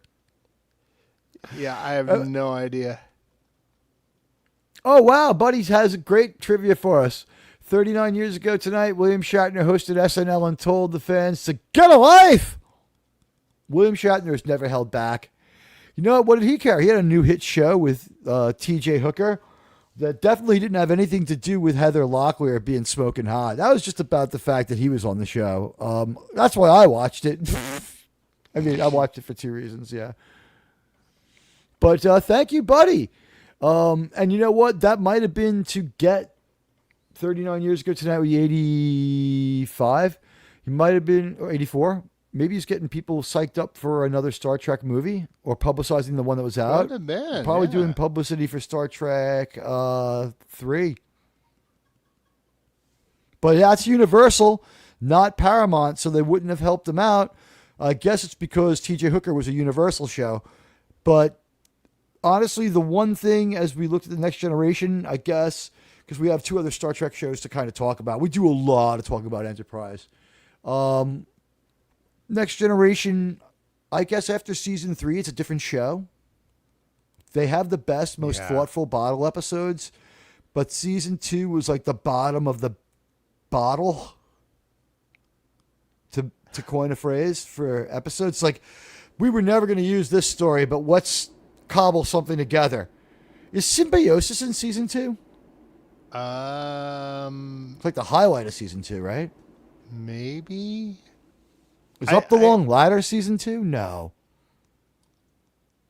I'm really bad with knowing what season some episodes are from. Well, we're fortunate enough to have like between those three major shows, 21 years, and then 4 more years with Enterprise, of shows that come after TOS. And TOS, what can you say? It's going to be really brief. There's going to be a lot of Star Trek news and shit like that when we do TOS. Everyone said every single thing about it. As I think about this now, I got to thank Crosby for giving us the ultimate setup and just teeing up Enterprise. It has been the ultimate gift from a great person that I'll always admire, that it was the logical choice to just skip those last 8 or 9 episodes of Voyager. Who fucking cares? And to do Enterprise.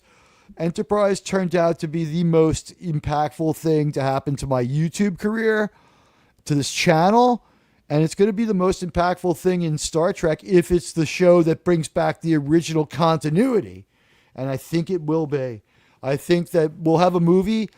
And Sean, I said this before, that movie, if that cinematic Star Trek movie does because there's brand confusion and it's not great and they have to reboot again with another crew, no one will miss it. We could see that other crew die in a noble sacrifice in this next movie to set up a new crew. It wouldn't even matter. No one would care. Yeah. I do think, I have Just a has to feeling not they're going suck. to push the movie back, though, and concentrate It would be very on good to do the movie in spring of 27 and really have a Yeah, good story. They got to get good something good from TV on, get a good miniseries streaming, wrap up Archer, then do a movie when you got the fans back. Season 2 of Star Trek TNG. I think there's a writer's strike every like 7 to 10 years in Hollywood. Yeah. I like Voyager too, by the way, buddy.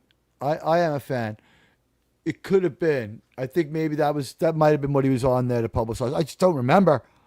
39 years ago tonight. Yeah, okay, yeah, that would be it would be Star Trek. He was there to publicize Star Trek 4. You're right. And William Shatner was great that night. Captain Kirk's seafood restaurant. Oh, Kevin God, Nealon yeah.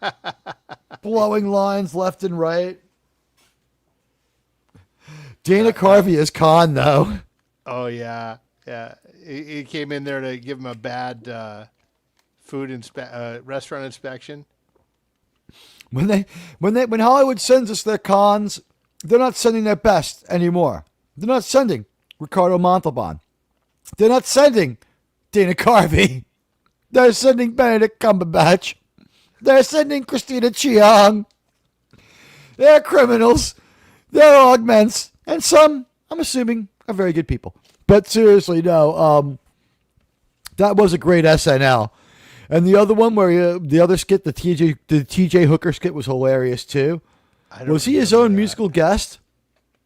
A rocket man. Okay, so are we moving to like our favorite TNG episodes? Yeah, go with your favorite TNG episode. I'm going to go off the limb here, and this is one I put in our private chat in X because I watched it with my mom the other day. She was missing my dad, and I'm like, you got to watch this episode. My mom likes Star Trek, but she, never really was into it unless I made her watch it. But Half a Life, the one with David Ogden Stiers. Oh yeah, that's a great episode. Yeah, because she was missing my dad, and it made me think of that episode. That episode is so goddamn good because it's just got a very familiar subtle science actor. fiction. Yeah. Oh, Ogden Stiers was so excellent in that. He was so quiet, and all of his scenes were just his eyes. He would blink or tilt his head. He expressed so much emotion with that. Masterful, and Majel Barrett was really enjoyable. She was pure Loxana Troy, but you could see she had a heart and she's a good person. And that's like season 4 or 5, right? I think it's Jean's season gone. 4. Yeah, it is season 4. It's a major role for her after it really mirroring her real life experience of losing Jean. Like we realize that now, I didn't realize it watching at the time. Yeah, Michelle Forbes was the daughter. Ensign Rowe was the daughter. Yeah. I forgot about that. You're right. But what a good episode it was. It was so heartwarming. It was such a human story. It's like that's their city on the edge of forever. It really was very touching. You're right. It's got great performances by secondary cast members, for lack of a better term, by the guest cast member and the secondary cast member really knock it out of the park. I'm going to say, for me, it's yesterday's Enterprise. Yeah, that one's an obvious one for me. I mean, I've definitely watched that one more than any other episode, but if I have to go the best one, it would be Half a Life. I can watch yesterday's Enterprise over and over, but the emotional stuff of Half a Life, I can't watch all the time, It's a now and then one. Will get to you because Majel Barrett's performance is really good. You're like, wow, this woman who's just been handing things to DeForest Kelley for years really can do some good stuff. She can act, and also the rest of the crew is really on fire through that whole episode. Yeah, and Dead Man's asking it's when they hit the age of 60, they need to go through the resolution, they call it. Well, that's what I'm going to do. I've already decided that's when I'm not. I don't believe in the resolution. I am going to make the Benai, if you remember that episode, and then it is then Sean's going to fly to New York because it is time for the Heckba. He will ceremonially use a bathleth to end me. Hey, supposed to go to it's your been a little bit. Male heir though, so we're going to have to find. My nephew will have to come to New York. It's out there. Oh God! If what happens to my biological father happens to me, and somebody walks up to me when I'm like 70, and I'm like, "Sir," God. The smartest thing I did with my biological father was I greeted him and I took a selfie with the two of us like within the first minute that we were talking, so I could get the expression on his face. And you've never seen a more confused looking person. Was he not expecting you? No, we had talked on the phone and arranged to meet. Oh, okay. It's just that I saw him outside the place that we were going to meet in, and I said, I said his name, and he said my name, and I was like, it's really good to meet you, and I put my arm around him and took a selfie, and I was like, glad I hadn't worn my Yankee hat because he had his Met hat on. Oh, yeah. He wore his Met hat. Did you then pull out your phone, go check out this hot chick I nailed the other night? Yeah, I was like, you gotta check out this video I made the other night at my apartment, sir. He's like, you're a chip off the old block, son. He was like, you gotta be careful, with drugs and alcohol. That's the one thing I want to tell you. I'm like, I learned that one a long time ago. I had a great time partying. He's like, oh.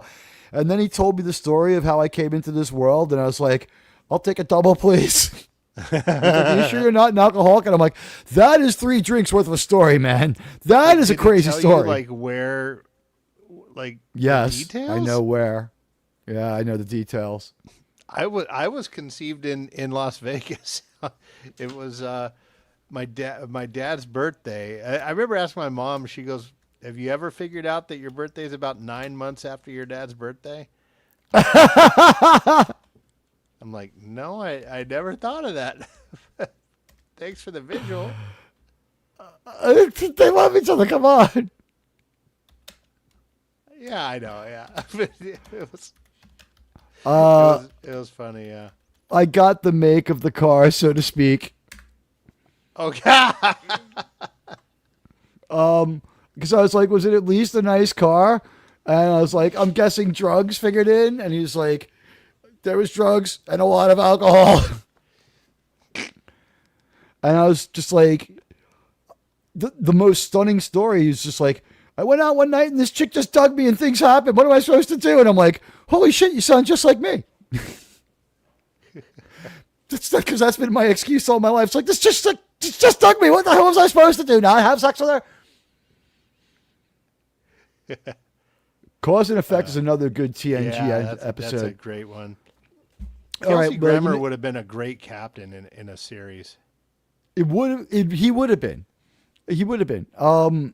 You know what? I'm going to say here's another quick question. Favorite comedy episode? Ooh. For me, it's has up to the be long Trouble with ladder. Tribbles. It has to be Trouble with Tribbles. Well, that's TOS. What's TNG? TNG. For mine, it's Up the Long Ladder. Up the Long Ladder is fucking hilarious. What one? Remind me of that one. Why can't I recall? That's the one with the Irish in space. Oh God! Don't The you space like Irish? girls? Oh God! And No, Riker that gets on some sex with that hot that girl redheaded was chick. gorgeous though. She Man. was That was the biggest tits. she had the Oops. best midriff I've ever seen. She had the hugest boobs. Don't you like Data's Day is girls? another good episode. The one with the kid who wanted to be Data was also a great episode. The Last that one? Casualty. Yeah, the bonding, I think it was called. The Last Casualty. Oh, okay. Because the mother stepped on a landmine. Right. Yeah, I do remember that. Do you have a favorite comedy TNG episode? Comedy TNG. What one was Oh, Menage a Troy was good. That one's really funny. That was a good one. You know, the fewer or the higher, the fewer. Favorite Nigel Barrett, again, her chemistry with the kid who played Alexander was really good. Oh, yeah, it's great. Because she you're just right. adores him, and it shows. Like, it's really good. There's something about Alexander's mind that really gets Deanna Troi into like a motherly mood, and her least overwhelming. She's never overwhelming to Alexander. No, and that's why I like her. I mean, the character could be a pain in the ass, but she's a good person, and she's a good mom. You know, she's good to Deanna. And they really play off each other well. That's some of Marina Sirtis' best performances, I think, are with Nigel Barrett. Now, guys, you might be tempted to change the dial, but here's the thing. The final hour of our show, we are going to be giving away wisdom and also a car, right? Someone's going to get a car. And also, here's the thing. There may be other shows on, and you will have choices. But that show will only be like 12% finished when we wrap up in an hour from now when our show ends. Sean, am I right? Usually. And by the way, we have a goal. And thank you. Thank you for 3,000 subscribers. It's such an honor. I never thought I'd get here. I'm not really worthy of it. I'm still processing it. The best thing I could do, I think, was not overly think about it too much. It was a mind, like a real mind fuck, and it took me a while. And like it's really been piling up the last couple of weeks. Every video we make, like they are no longer showing it to a lot of people. Here's the weird effect of our video. When I made the It's a Wonderful Life video, it only got seen by like 200 people, but like 30 people joined the channel. Although it's spiking now and it's past 300. The Landman video, only like 240 people watched it, but like 40 joined the channel. So now, like when people want long form content, they are coming here, and I appreciate all of you deeply. And as I look now, it appears that we have 3,043, almost halfway to 3,100, Sean. Oh, man. Did you ever think we could do that? Exponential. We have numbers like you never seen before. You know? Oh, Rascals, that's a good one, Buddy Hepburn. Yeah, that it is a good one. Picard is really good. That you don't really think you can still command a starship, do you? But I am Jean-Luc Picard. That kid was really good. We should get him now and recast him as Picard. Yeah.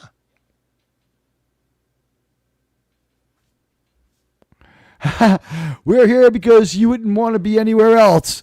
And in 30 years with your grandkid on your knee, you won't have to say, well, I shoveled shit in Louisiana.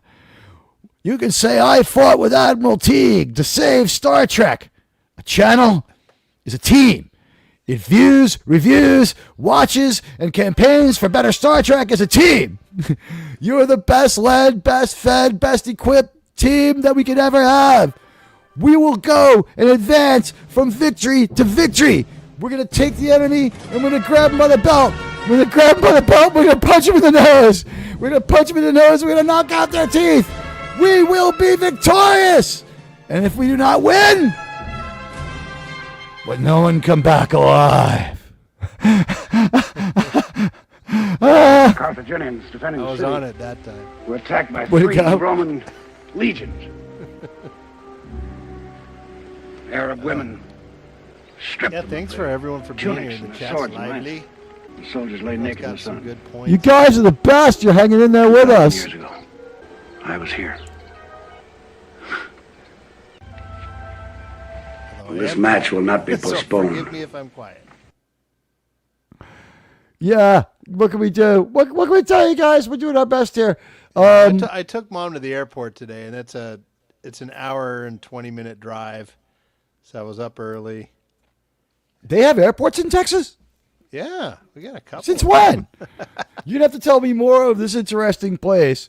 It's a part of Earth I haven't been to in a long time. Hey, the Dead Man, thank you. You're leveling into the Q Continuum as a major supporter of tonight's show with a 99-cent super sticker. I can't peek out in the microphone and do it anymore, but just for the hell of it, unicorn. And which brings me back to Tony. You're boring, Tony. You're boring. You can't be as big as me. Tony, you're not allowed to be. Tony, if you get as big as me, pretty soon, dogs and cats living together, it'll be anarchy. You can't have this on, Tony. I order you. I am ordering you to stop putting on subs. I'm ordering you. I don't think it's going to work. We'll see. I don't have high hopes. Guys, you got 18 votes. Sean, how did you vote on this one? Understanding it gets worse before it ever gets better. Do you have faith TV Star Trek can be restored? Oh, I'm with the majority. I think it can come back. 56% Now, said will it come they have back faith. is a different question, but I think it can. I have a funny feeling that that Star Trek Enterprise sequel show, United, will probably be a reality. Yeah, We'd be better off getting it as a movie. Like a recurring movie event would be great. People would have so much excitement. A movie every year, every year or so. Do it every a 3 episode long movie every year. We'll be so happy. It can come back because just the Star Trek fans by nature, we are optimistic and we are forgiving and we can absorb the stinker episodes if it's followed by a good one. And just here's a little tip. Have 2 white people who are male in command of the next ship so that you rage quit out all the scumbags who like diversity Trek.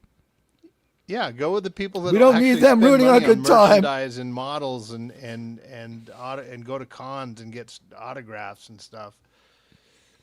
DS9 fans are out there. We are the most loyal fan base in of anything, and the most long suffering. We will spend our money, and even the people who say no, it needs to wait. But if a new series comes out and the real Trek fans are going, this is awesome, it's great, they'll come back. Word of mouth, people will come back and watch, even if they're black-pilled right now. It's true. I got it. The allure of good Star Trek is too hard to ignore. Like if they make it right. Yeah. But by the way, I have to do this for Miskatonic. Ready? First you get the subs, then you get the power, then you get the women. I didn't see Miskatonic in there. Yeah, Miskatonic's here. Hello. All right. So yeah, I guess I'll just say my favorite. The last thing I'll say is, what's your favorite miss from this series, from the TNG? The episode that doesn't quite make it, but you still like. Or that fails so badly that you're like, ha, ha, ha, and you're just like, I can't turn it off. It's like, like every series kind of has that one that just gets away from them. There's a Spock I'll tell you which in one there. it is. It's the one with the guy that was the ghost in the subway in Ghost. Oh, he's the salesman hologram thing, and all the Arsenal 80s of Freedom. Dustbusters. Yeah, all the Dustbusters come to attack everybody. What's weird is we don't have Whoopi yet, so we only have one ghost cast member in there. That's season 1, right? She's season 3. Right? Guinan shows up she's around season 2 to say she's afraid of the Borg. Season 2, yeah. And then she throws up her claw hands like she's going to do something to the Q. Yeah, what was the Q afraid of? No, that was they hadn't fleshed out Q yet. And they didn't know what they're going to do with Guinan. I do like that episode, though. I like that episode. I love Arsenal of Freedom. It's really silly. But it is really silly, but it's a good idea. And I love how they solve it at the end. Okay, we'll buy your thing. Oh, great. Okay. Sold. That was cool. That was really cool. That was really, really cool. And I think that guy that plays Riker's friend, like the replicant they make of his friend to try to get information from him. Oh, yeah, he's on the good ship Lollipop. Is that guy back as McDuff in season 6? No, I don't think. Is it? I think it might be Commander McDuff. McDuff was a dick. He was supposed to be. That episode was stupid, by the way. Who was the worst engineer? I think it was the guy who always incessantly said his middle name, but the heavy guy with the beard was also kind of sucky. Oh, Argyle? The chief engineer, Argyle? We had to move Jordy down there. Hey, Kal-El.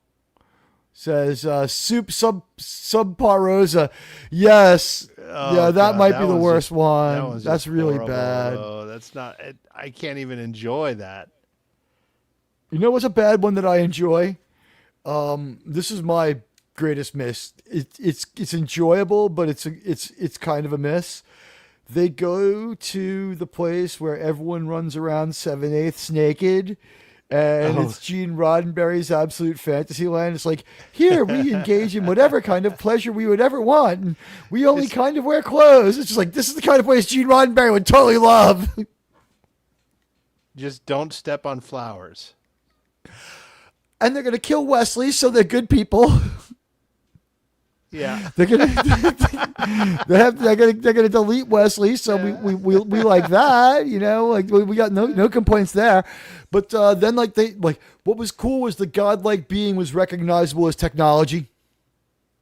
Return my child, and like, are you the Harkonnens? It's like, no, fuck you, Picard, you dick. That one, the only I part forget what of it's that called. I didn't like. I was thinking about that episode the other day. What I didn't like is the way Picard gets out of it. He goes, there can be no justice so long as laws are absolute. Bullshit. Some laws are absolute. Like, no, you can't like just go and slice someone's ear off. That's an absolute law. I'm sorry. But what if it's a rat and it's a clone deer growing on the rat's back? See, you can't have an absolute law. You know what, Sean? I'm sorry. I feel bad that you hate Van Gogh. I can't believe it. You know what? What's just yeah, I'm kidding. You know what? Another episode that gets a lot of hate, but it's better than people say. It's not a great episode, but there's a couple of things in it that I really like. I don't know if it's like Monster making in a pinch, but I really like. Let us go. Not yet. Oh, I don't mind Skin of Evil. Now, I want to tell everyone how I saw this episode. I had like the flu or something, and I was in my dorm room in college, and I was like I had really bad flu symptoms. Like I couldn't I was really sick to my stomach, so I knew that smoking weed made you like less nauseous. So I found a way. I think I got edibles or something, or found a way to smoke a little bit, just enough pot to not have the spins anymore. And I watched the Armus episode, and I remember just like thinking he was a big blob of tar, like inside of my pipe, my weed pipe, which I promptly threw away, which I promptly renamed Armus before I threw it away. Just like those beings that threw Armus away, threw him away. And I remember thinking, he's got the same origin tale as Count Ibley from Battlestar Galactica. He was left behind by beings of pure light so they could be better beings of pure light. And he's kind of a real dick. And I thought that even though like they made her die with no meaning, I thought that she was a total fucking Chad when she died. And also, I want to give her some credit. Denise Crosby is correct. There were too many people, and the show wasn't working with that cast that big. And it's only after she left the show got better. And to her credit, I will say this: it could have been anyone who left too. Like we all basically wish it would have been Marina Sirtis now. Yeah, but at least we got Denise Crosby in a Playboy issue. So when she was young, yeah. You know, did you see her in The Walking Dead? No. All right. Do you remember? Did you watch The Walking Dead? Did you have that like fixation with it, like everyone else did? It. All right, so I liked The Walking Dead, and I had like a 2-year fixation with it like everyone else did, and I watched all the old episodes. And in the episodes that were going on at that point, they were walking to this place called Terminus, okay? Uh-huh. They leave this place where they're all holed up, and they get scattered, but everyone's going to a place called Terminus. And like, at Terminus, there's food, and there's shelter, and everything will be fine at Terminus. We just have to get to Terminus. And at the end of the episode, like we see Terminus and we see these people and like they do have food and everything. It looks like it's a great place. And there's this lady there. And at the end of the episode, it just ends and it says, also starring Denise Crosby. And I guess I was like, wow, when are they going to show her? Like, when will we see Denise Crosby? And then like the whole season goes by. And in the final episode, this weird lady who keeps beckoning people to Terminus, Carol, who's one of like the main characters of The Walking Dead, fights with and kills this evil lady who's running Terminus. At Terminus, it's people, Sean. They kidnap you and kill you at Terminus. They jack your shit and they eat you. That's what they do to you at Terminus. It's a lie. But Carol kills this woman at Terminus, and while they're fighting, they start screaming. And I've been looking for Denise Crosby for forever. And when this woman screams as like code of honor, I'm like, oh my God, it's Denise Crosby. That's Denise Crosby.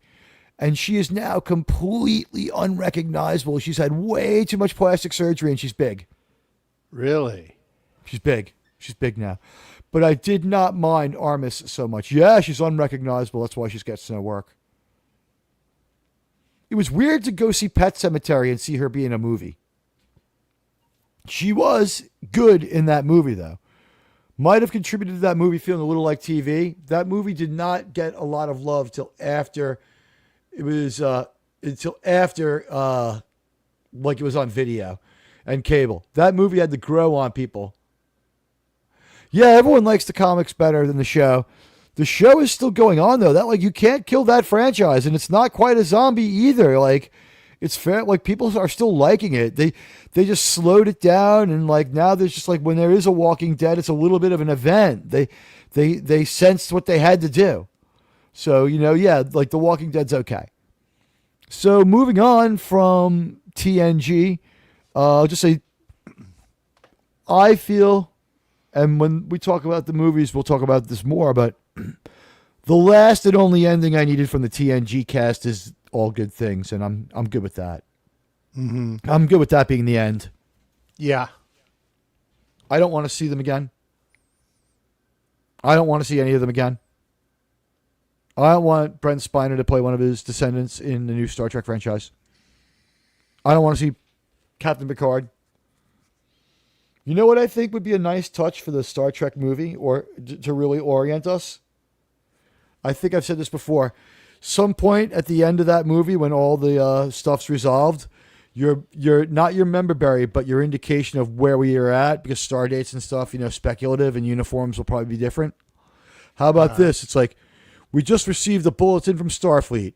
It's like, assemble the crew. It's like, the great Admiral Jean-Luc Picard passed away in Lavar, France from Uramotic syndrome today. Oh, right. All ships will run with their running lights off. Yeah. Give him the ending that he was given in the show, further into the future, and have maybe forget about the TNG movies. Let's never talk about them. There's no canonical problems. We can talk about everything except the TNG movies. They're too plot and world destroying. I never want to go back to the Nexus. No one misses that. And First Contact, they didn't even pay homage to it in Enterprise. They didn't even pay. If they wanted to pay homage to it in Enterprise, there would have been a shot that had doubles from behind in the uniforms and outfits, the outfits at least, of the TNG crew at First Contact. You know, we would have seen them from behind. A bald guy, a guy who was dressed like Riker, a black dude, and some chick. You know what I mean? We would have seen like the and Data. They would have been like we would have seen them in the background. They're not in First Contact, and I realize it's Reverse Contact or Worst Contact. Worst Contact is actually the movie, but it's Reverse First Contact in season 0 of Enterprise in A Mirror Darkly. But they would have been doubled, and where are their mirror doubles? And in fact, we missed an opportunity for a really good time with Mirror Riker and Mirror Picard and Mirror Geordi and Mirror Data for like 1 minute. That would have been that would have been worth it. People would have been. I would have been laughing my ass off. I would have been fascinated. But that wasn't the episode's rug pull, and that's still a great episode. Hey, the dead man, sir. Teague, Shawn, I think I have a cold. See you later. Sir, don't shake his hand. He has a cold. The dead man, thank you so much. You are a member of the Q Continuum. Thank you for your great generosity in the name of Star Trek. And Merry Christmas to you, sir. A very Merry Christmas to us, each and every one, as we move towards that holiday season. Sir, I believe this is the 5th day of Christmas. 5 golden rings, sir. Sir, it's time to talk about Deep Space Nine. It's a backdoor pilot, in a way, from Star Trek Enterprise. I'm Star Trek The Next Generation. The episode has got a TNG segment housed inside of it. It's really a weird debut movie, but it's a good movie. It moves along at a good pace. The thing I took away from, what the hell is it called again? The Deep Space Nine movie, the first one, The Prophets. Oh yeah, the Prophets. Yeah, it's a really good episode, and they make their statement right away. Let me put that up for a moment. They make their statement right away with the dirty, like we see some dirty, filthy Starfleet people. They're trying to tell you this isn't like regular Star Trek. It's going to be a little different. And that show does find its own way. And I remember at the time there was a lot of anger among the fans that they didn't have enough characters, and that there should be a ship, that the runabouts didn't do it.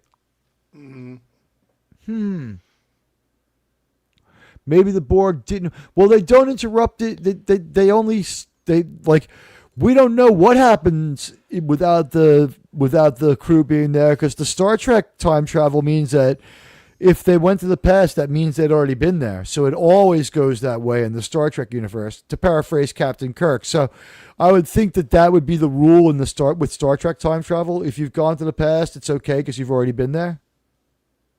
It should be that way. And will be again. That's the beauty of it. We've got a sequel reboot going on. Why use your own dialogue when you can quote from Star Trek?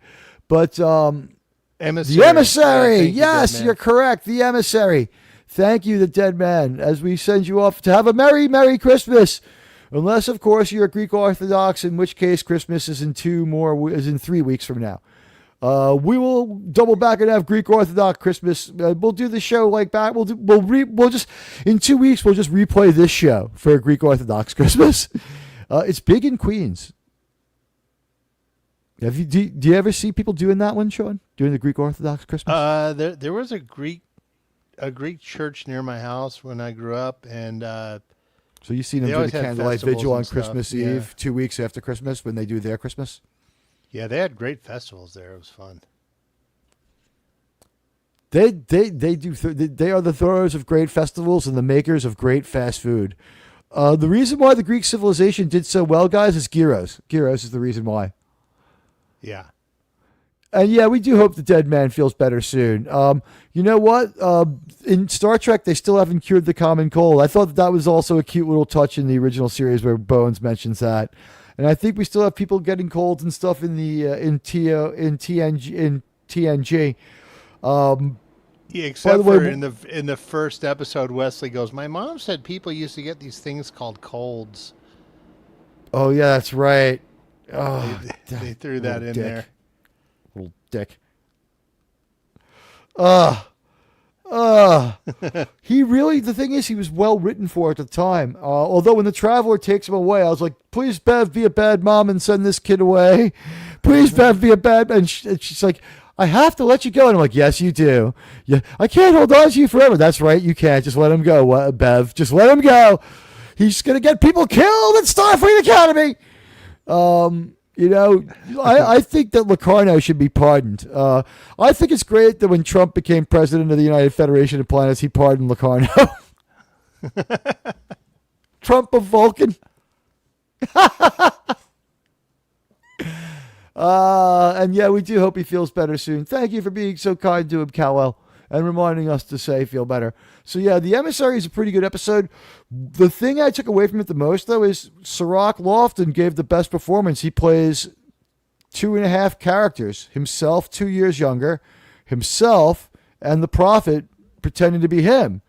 That's right. Pretty good acting for a child actor who might be a little better as an actor than some of the adult actors. Dax speaks words like all through season 1 and 2. Dax is just out of it. She does not. Now, to be fair, they don't know how to frame the character. They change the character framing. It seems to change in The Emissary, and it gets tweaked throughout season 1 to get reoriented in season 2.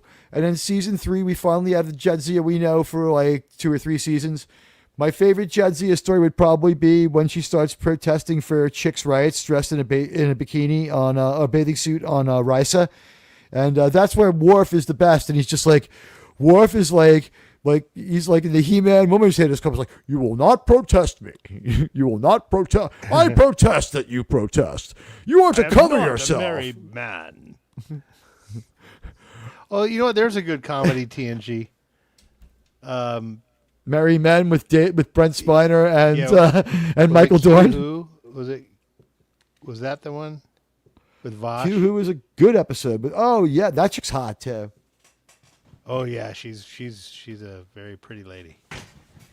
Vosh is extremely pretty. She's also a pretty decent actress. I don't know like what other show she's on. It's not the same actress because they're like way different in age, but she sort of resembles Dr. House's adversary, Dr. Cuddy. A little bit.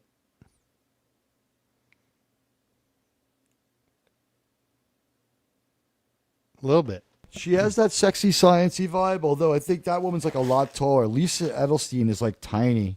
She is a tiny little lady. But she might be in an episode of Star Trek at some point later on, but not Deep Space Nine or TNG. We meet some of the weirdest aliens in Deep Space Nine. We have apparently, because we don't go to planets, they like get very like self-conscious and try to outdo themselves. We might meet more aliens on Deep Space Nine, more different kinds than we do in Voyager. It's close. And I guess the one thing I guess has to be addressed is we dust off a species that like draws heavy duty flack from the public. Well, not the public, but I guess at the time it was just like socially conscious people and maybe B'nai B'rith. They were just like, you know, the Ferengi are just space Jews. This is an embarrassing stereotype. You can't do this. And they're like, we didn't intend to do that. And Gene's like, that was totally not my intention. You know, I fought against the fascists. You know, I'm not one of them. I messed up the analogy. And they're like, dude, greedy, you know, some of these other traits that they have, the aesthetic look of the characters, like, you screwed up. And they're like, ooh. And they're like, they backed away from the Ferengi. And we don't see the energy whip again ever. And that was like one of the coolest weapons ever. And Deep Space Nine just goes really deep into the Ferengis and Ferengi like lore and Ferengi life and Ferengi Star Trek. And I get Grand Negus Shrek, Wallace Shawn is like That guy's like in great actor territory. He's in an Academy Award winning movie, and he has like 3 Tony Awards. He's like close to EGOT territory if he wins an award for a book on tape. Honestly, for a spoken word book. Like Grand Nagus Shrek is a great fucking actor. Is he the Stratagema guy? No, that's Dick Van Patten, is it? Or who's the Stratagema guy? He looked like that guy. Looked like Dick Van Patten. I can see why he does. But he was the guy. That was the guy that was in Total Recall. He was the doctor who tried to pull Arnold back in. Really? Is that guy also Dr. Zola from Captain America? I believe so. Yeah, but he was in Total Recall. He was like, come on now. And then he symbolizes your sweat running down. This pill symbolizes your desire. He had like a Chicago-y, like angry Midwestern-y kind of voice. Yeah. Yeah. That was a weird movie, but it's still, that's yet another Philip K. Dick movie, like flies by without being anything like the book. And then the remake, again, nothing like the story. It's only like a 12-page story. I recommend everybody, like, go on YouTube and look around for books on tape as a search term, Philip K. Dick.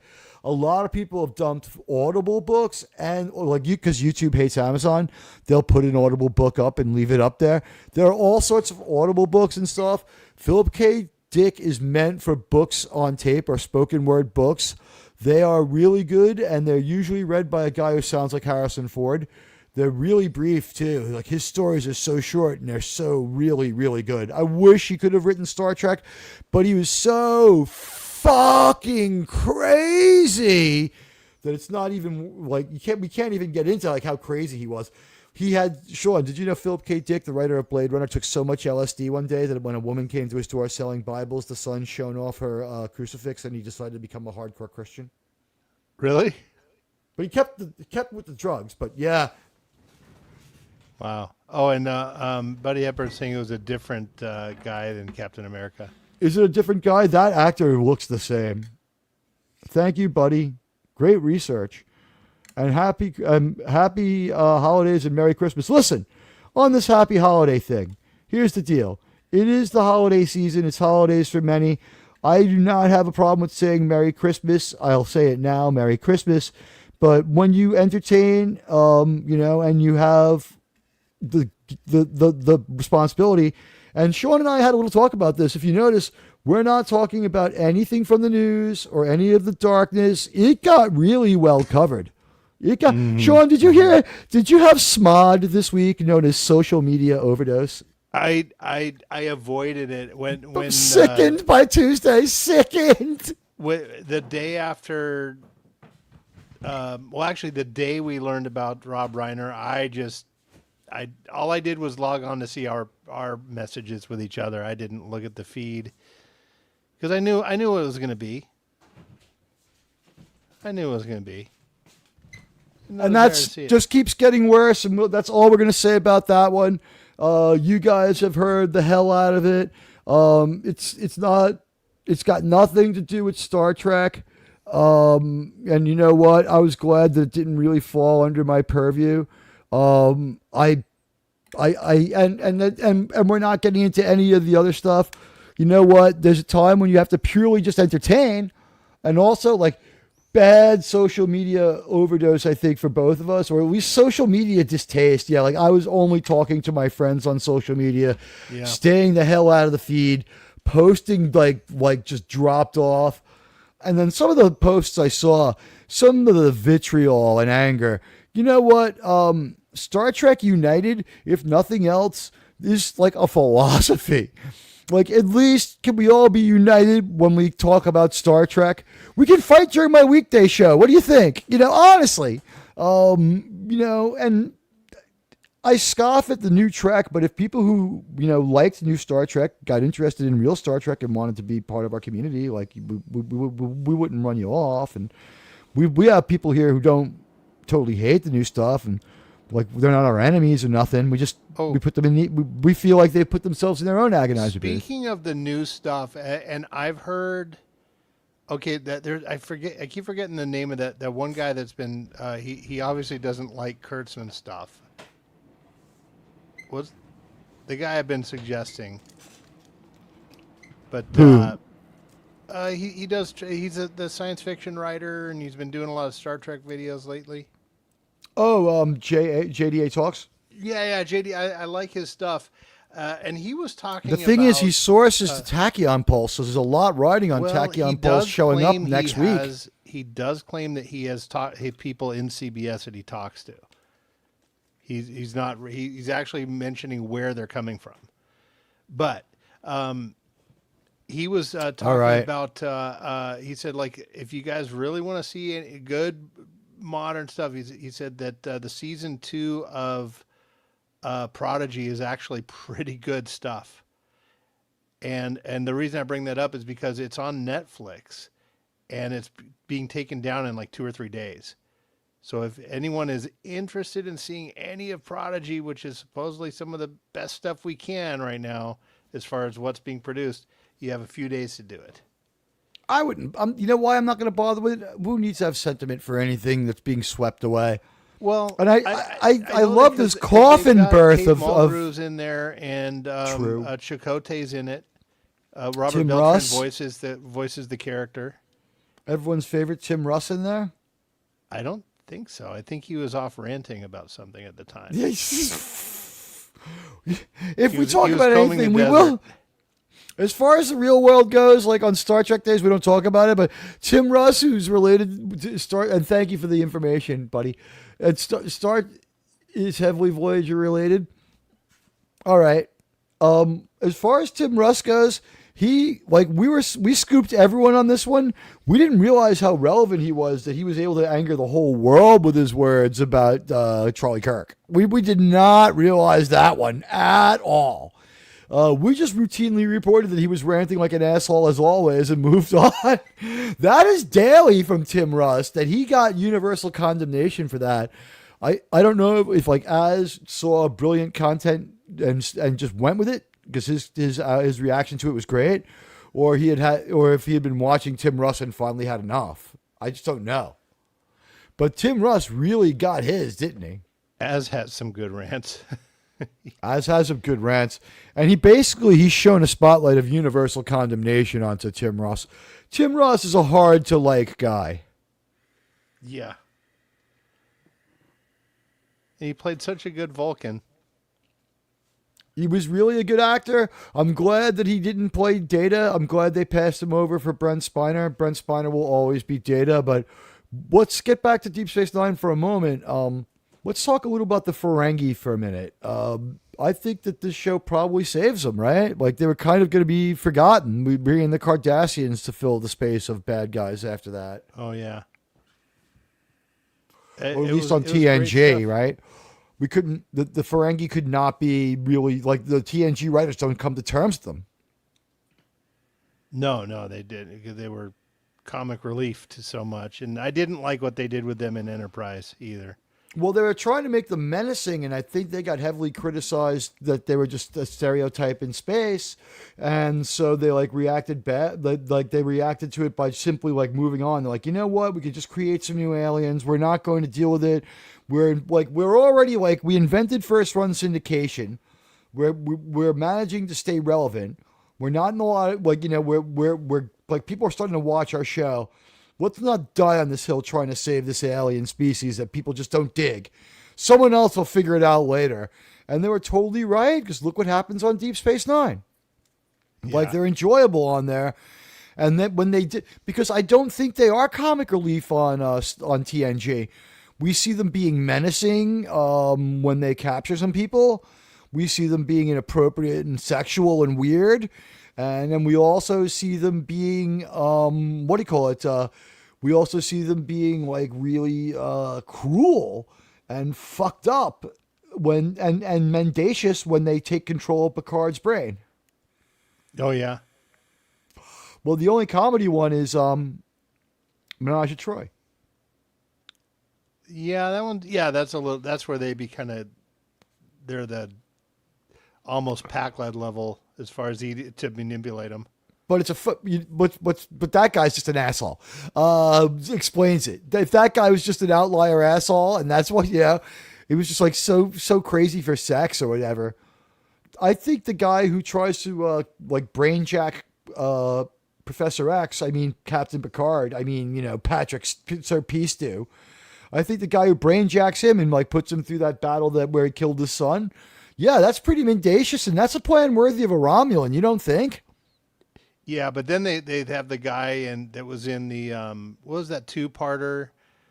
It wasn't Best of Both Worlds. It was Unification, where he's the fat Klingon eating shrimp. Oh yeah, was that Unification? Oh, the fat Ferengi eating shrimp, rather. Yeah, that was Unification. Yeah, that's it.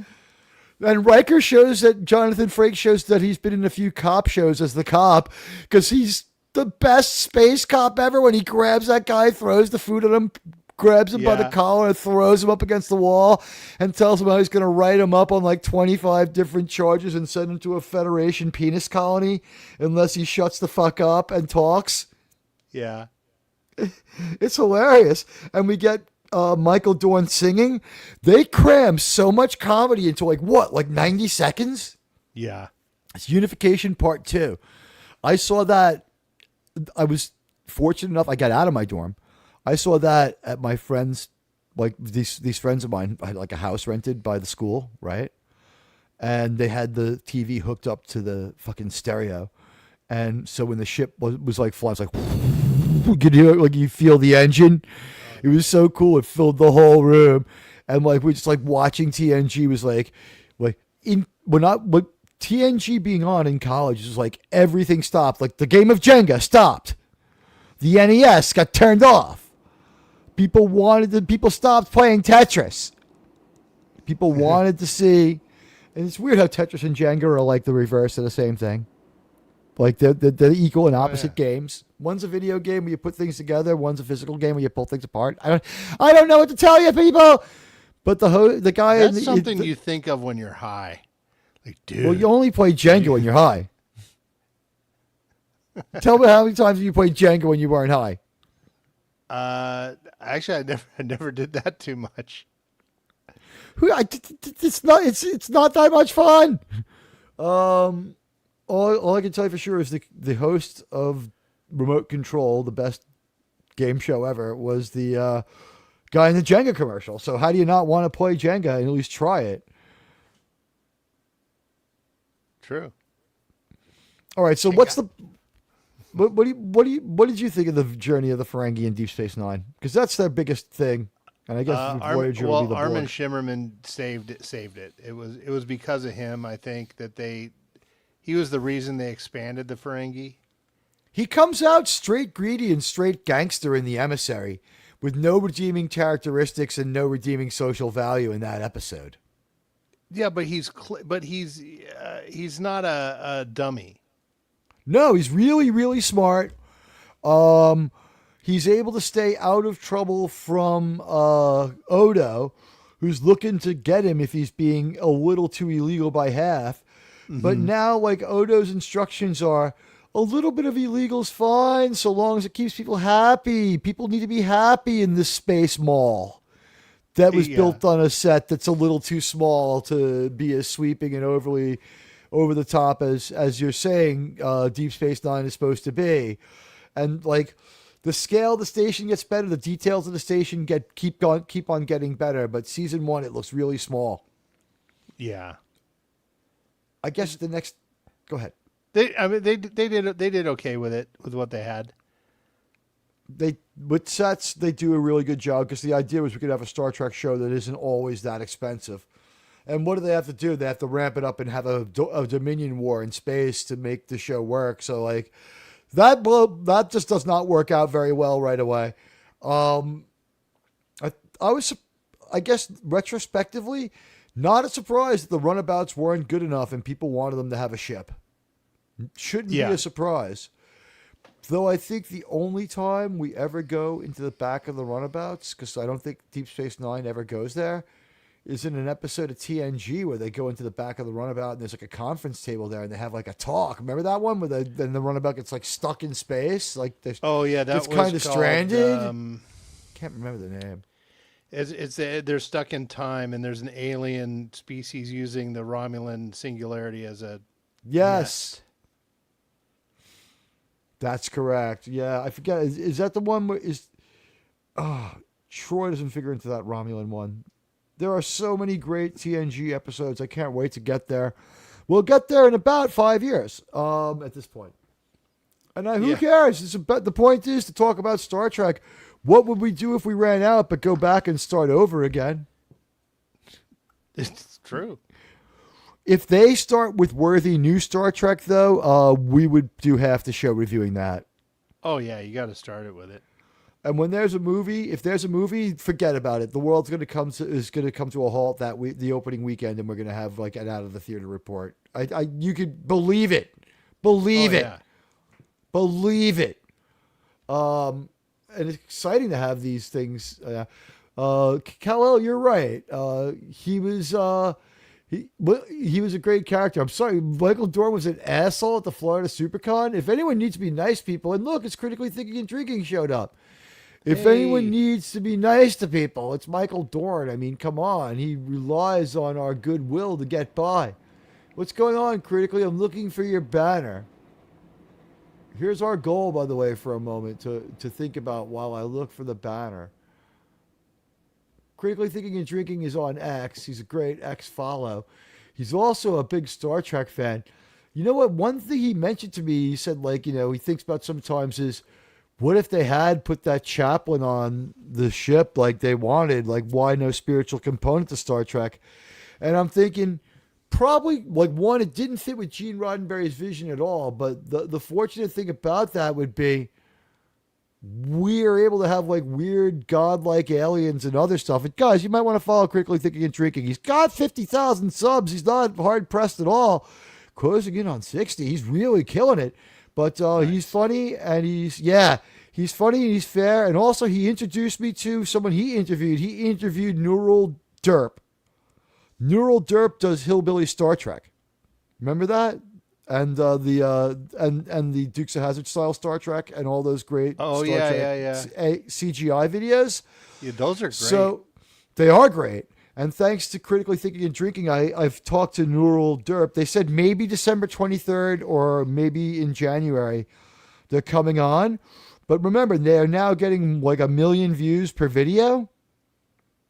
So in our conversation, what I said to them is, did you know that Enterprise was the most streamed Star Trek show on Paramount Plus? And he's like, I didn't know that. Or sir or madam, it may have been a female user. I haven't asked that question yet. But Neural Derp said that, they didn't know that. And I said, have you considered that they're going to make a sequel? Did you know about United? And they're like, tell me.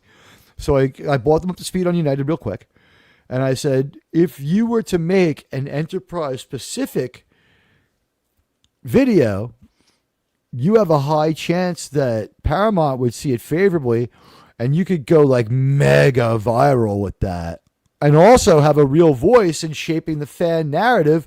And you know what? If you get a +1 when they invite you to the premiere for that, I'll go with you. If you don't have anyone else. So thanks for the hookup on that one, because Critically Thinking and Drinking was early reposter of that one. And Neural Derp went like mega viral with like a couple of I think 1.6 million views on, was it Hillbilly Star Trek? And the next one's going to be Pirate TNG with a sea shanty. Oh, nice. Yeah. I was just like, it'll never be as funny as Enterprise Weatherman, but they're going to try. Oh, the Wellerman or... Guys, you could scrape the link right off there to be a follower of Critically Thinking and Drinking. It's in the chat. Thank you, buddy. Our mods are the best. We love our mods. So, Sean, seeing as this is the Christmas party, I guess we'll wrap this up with hottest babe we saw on Deep Space Nine. I'm going to say it's Lita. I'm going to say it's Dax 1, but who's Lita? The Dabo girl. Oh, she is hot. She is good looking. Yeah, she is really good looking. And I like that, again, like we get very controversial where Sirach Lofton's going to date her, but I guess he's 20, right? The thing she did in those camps to get some food really came in handy in making young Jake Sisko a man. I learned this at the hands of a Ferengi taskmaster.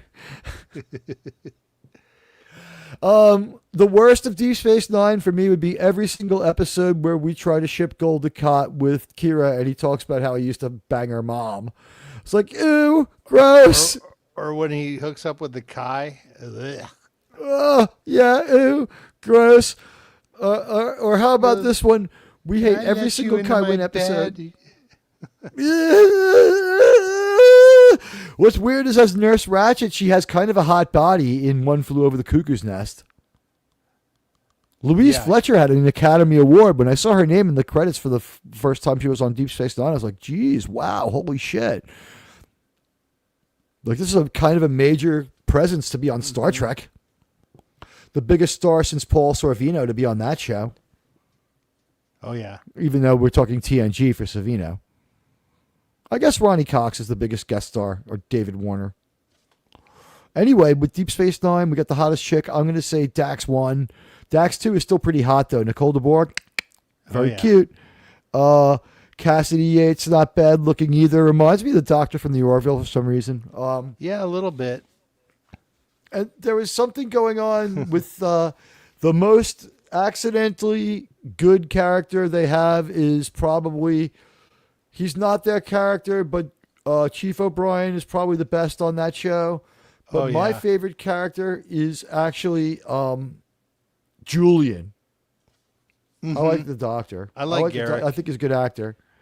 Yeah, but I don't know if he's you call not a him major regular, cast though. member, but you know what? He is the bad guy from the Warriors, and the bad guy from Dreamscape, and he's Sully from Commando. All those great roles, and he plays Truman in Flags of Our Fathers. Oh wait, no, I'm sorry, I'm thinking of David Patrick Kelly, but no, Garrick has other major roles. His villain thing is pretty good. Let me pull up Garrick's IMDb. Fuck. What's his name now? Anthony something?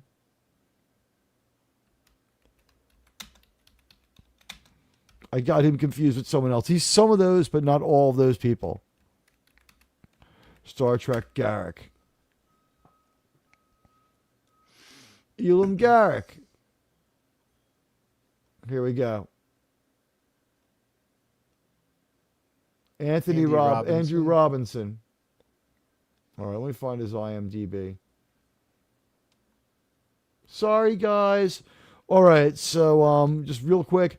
Dominion War, major thing. Too bad they couldn't bring back Jellicoe for that one. Would have seemed like a natural fit. Start getting, I think that's where we start to get, well, there's another Andrew J. Robinson. Why does it have to be this difficult? Deep Space Nine. There we go.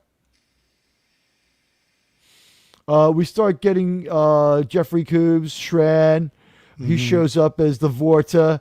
I think my favorite one with the Vorta is that planet full of Jem'Hadar, and he's manipulating them, and they're like all going crazy because he's got the space crack maker, and he makes some kind of kooky deal with the Deep Space Nine people, and so like they go down to the planet and they do all these crazy things, and the Jem'Hadar fight on the side of Starfleet because they're like rogue Jem'Hadar, and he goes back down to the planet. He's like, okay, I'm the guy who has the space crack maker, don't mess with the space crack guy. And they're like, yeah, is that it over there? And he's like, yes, why do you ask? And they zap him and fucking disintegrate him. That I was dying. And they just grab the space crack maker and they're like, we will make our own way here, one called Cisco, goodbye. And I'm like, well, that was kind of a shortcut to the end, but since it was so funny, why not? Iggy Pop shows up as a Vorta, like Dominion War, pretty good stuff, major political event in the Final Frontier. We don't really deal with it though. It doesn't bleed over into the Trek movies. And Deep Space Nine, the Voyager circumstances, they leave from Deep Space Nine, but their circumstances are related to what's going on in Star Trek, The Next Generation. They're their Maquis storyline, which is a TNG Deep Space Nine storyline, and really not much of a Deep Space Nine storyline at all. What do we have? Like the Maquis show up like twice at the station. Maybe one rogue Thomas Starfleet Riker person join them. Yeah, that's the only time I can think of it. And you know what? If there is a more pathetic person on the Final Frontier than Thomas Riker, I'd like to know who it is. Think about it, Sean. He spent like 20 years alone on that planet, in love with Troy. He's in love, dude. He's on that planet and he's in love with Troy. He's like and then they bring him back to the Enterprise, and he's had the Amzadi ceremony too, so he can feel Troy's thoughts. He has to live inside of Troy's mind. And then he ends up at not the most exciting part of the Final Frontier, Deep Space Nine. And he gets thrown in the Cardassian prison, and we never hear about him again. Does anybody in the Final Frontier have a worse life except maybe Denise Crosby's character? She comes from the most shit planet, the only Federation colony to totally fail. Yeah, with those gangs. By the way, if you want to have a gang planet and you want like Planet Crip and Planet Blood, and that's your preferred way of life and the Federation gives up, that's not a Federation failure. That's you wanted to be like that, okay? That planet was not a Federation failure. That was a gangsta success, okay? It was gangsta paradise was what it is. Planet Jamaica 3. What the fuck? It's like a part of Queens. It's like a bad part of Queens, man. Planet Somalia. Fucking New Jack City in space. I just went to New Jack too, sir. It's a mess. They have some very hot women, though. One of them looks a lot like Linda Hamilton. We should make her wear a unitard and bring her on the ship. Make it so. God bless the costume designers of that episode, man. That lady is so hot. Yeah, and fucking douchebag Patrick Stewart can't enjoy it. It's so much of an asshole. It's like you see Patrick Stewart reminiscing about the Next Generation. It's like, you know, the other castmates, anything he says about them is disingenuous because he wanted them written out of the movies as much as possible. They can't love that. There's no way they love that. The fact that he had to bring them back to Picard to have any viability, that's hilarious. But my thing that I always think about when I think about Patrick Stewart, when he talks about like his time with Star Trek, is like he's complaining about Gene Roddenberry in Nutrek propaganda. He's like, he was a horrible man. He had a problem with drugs and he abused people and women. And what he did to that poor fish, Livingstone. Oh my gosh, sir, Miskatonic Madman. This is very generous of you. Welcome to the Q Continuum level. You absolutely deserve some media for that. And $20. Wow. I gotta thank you. You know what? Admiral Teague, please stop using copyrighted material. Never. I will never stop using copyrighted material. I have some right now that I'm going to play for my friend. You know, Sean, sometimes I can't help myself. I just give away copyrighted material. The word decent doesn't apply to me. And the only reason I do is Because I can. Thank you so much, Miskatonic Madman. You know what? This new Trek video with Bacon, Spock, and more for you, brought to you by Miskatonic Madman.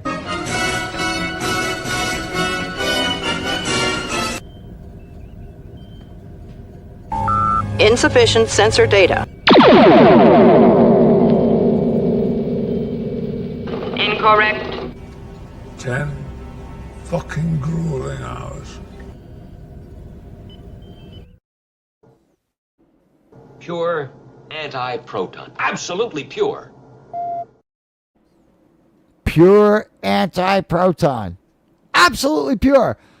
I love William Shatner's acting in that one, man. In that moment, man, he is so like, he looks at him when he says pure anti-proton, and when he says absolutely pure, he's like, okay, he's crazy. Mm-hmm. Good directing by Ralph Ziniski, I believe, is the one who did that. R.I.P. Lost him this year. Miskatonic Madman, $20 super shot. Thank you so much. You know what? Because I wasn't going to do it before, but now I will have a Merry Christmas. I'll do it for you. I'm going to dig down deep. Sir, I'm going to dig down deep, and I'm going to have a Merry Christmas. And you know what? I'm going to spread joy to Mamo Admiral. Can I steal that one? The Mamo Prey, right? Mamo Prey. I don't know what to call her.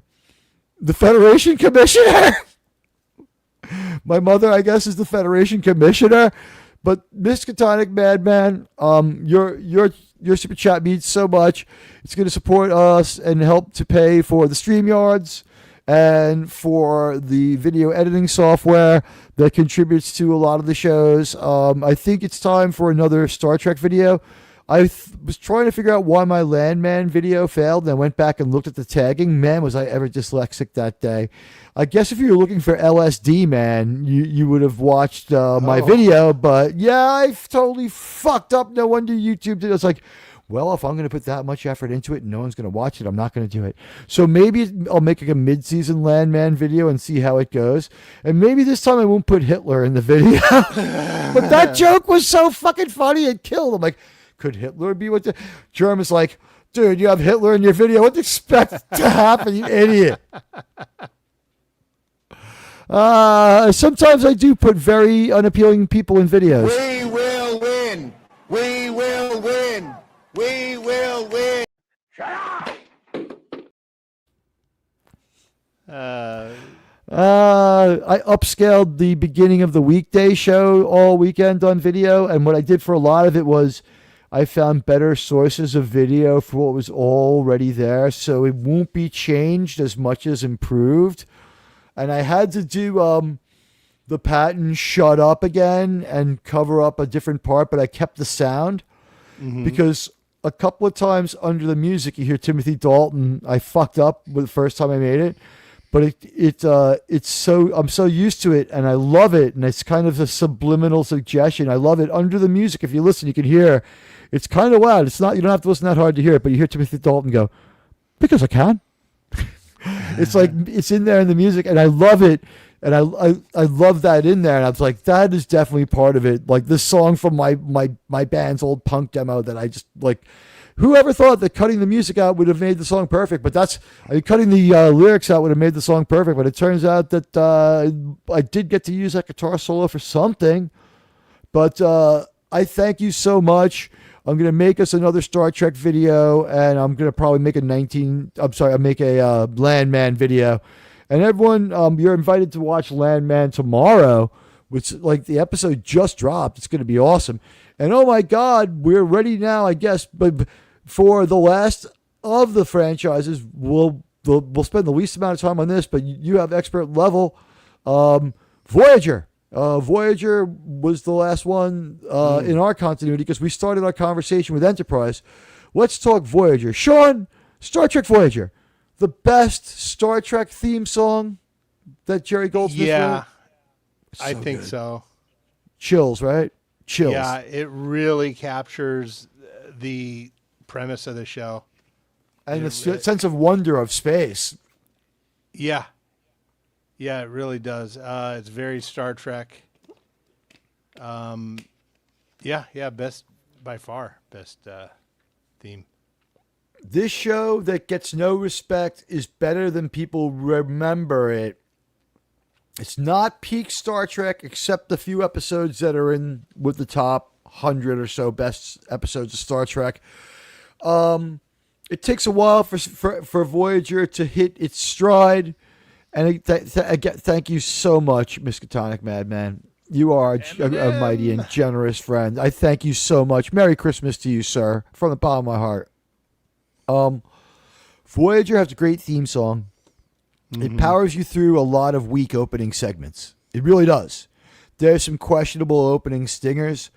There's, I guess, the typical episode of Voyager would be something like Living Witness, where there are things about that episode that are inventive and smart and thoughtful, but some things go a bit too far in a few places, and they forget to like reclaim one of their own dead and stuff like that. And like there's things that don't get taken care of in the episode, and it's sort of like get over it Trek a little bit, not to a fucking painful extent, but it's get over it Trek to a small degree, where they don't really tie up every loose end. The storytelling sometimes isn't quite as careful. You get crazy dialogue like, we're being chased by 15 Borg cubes. It's like, species 90210 destroyed them all in just a few seconds. And it's like, oh God, like battle of the overpowered entities.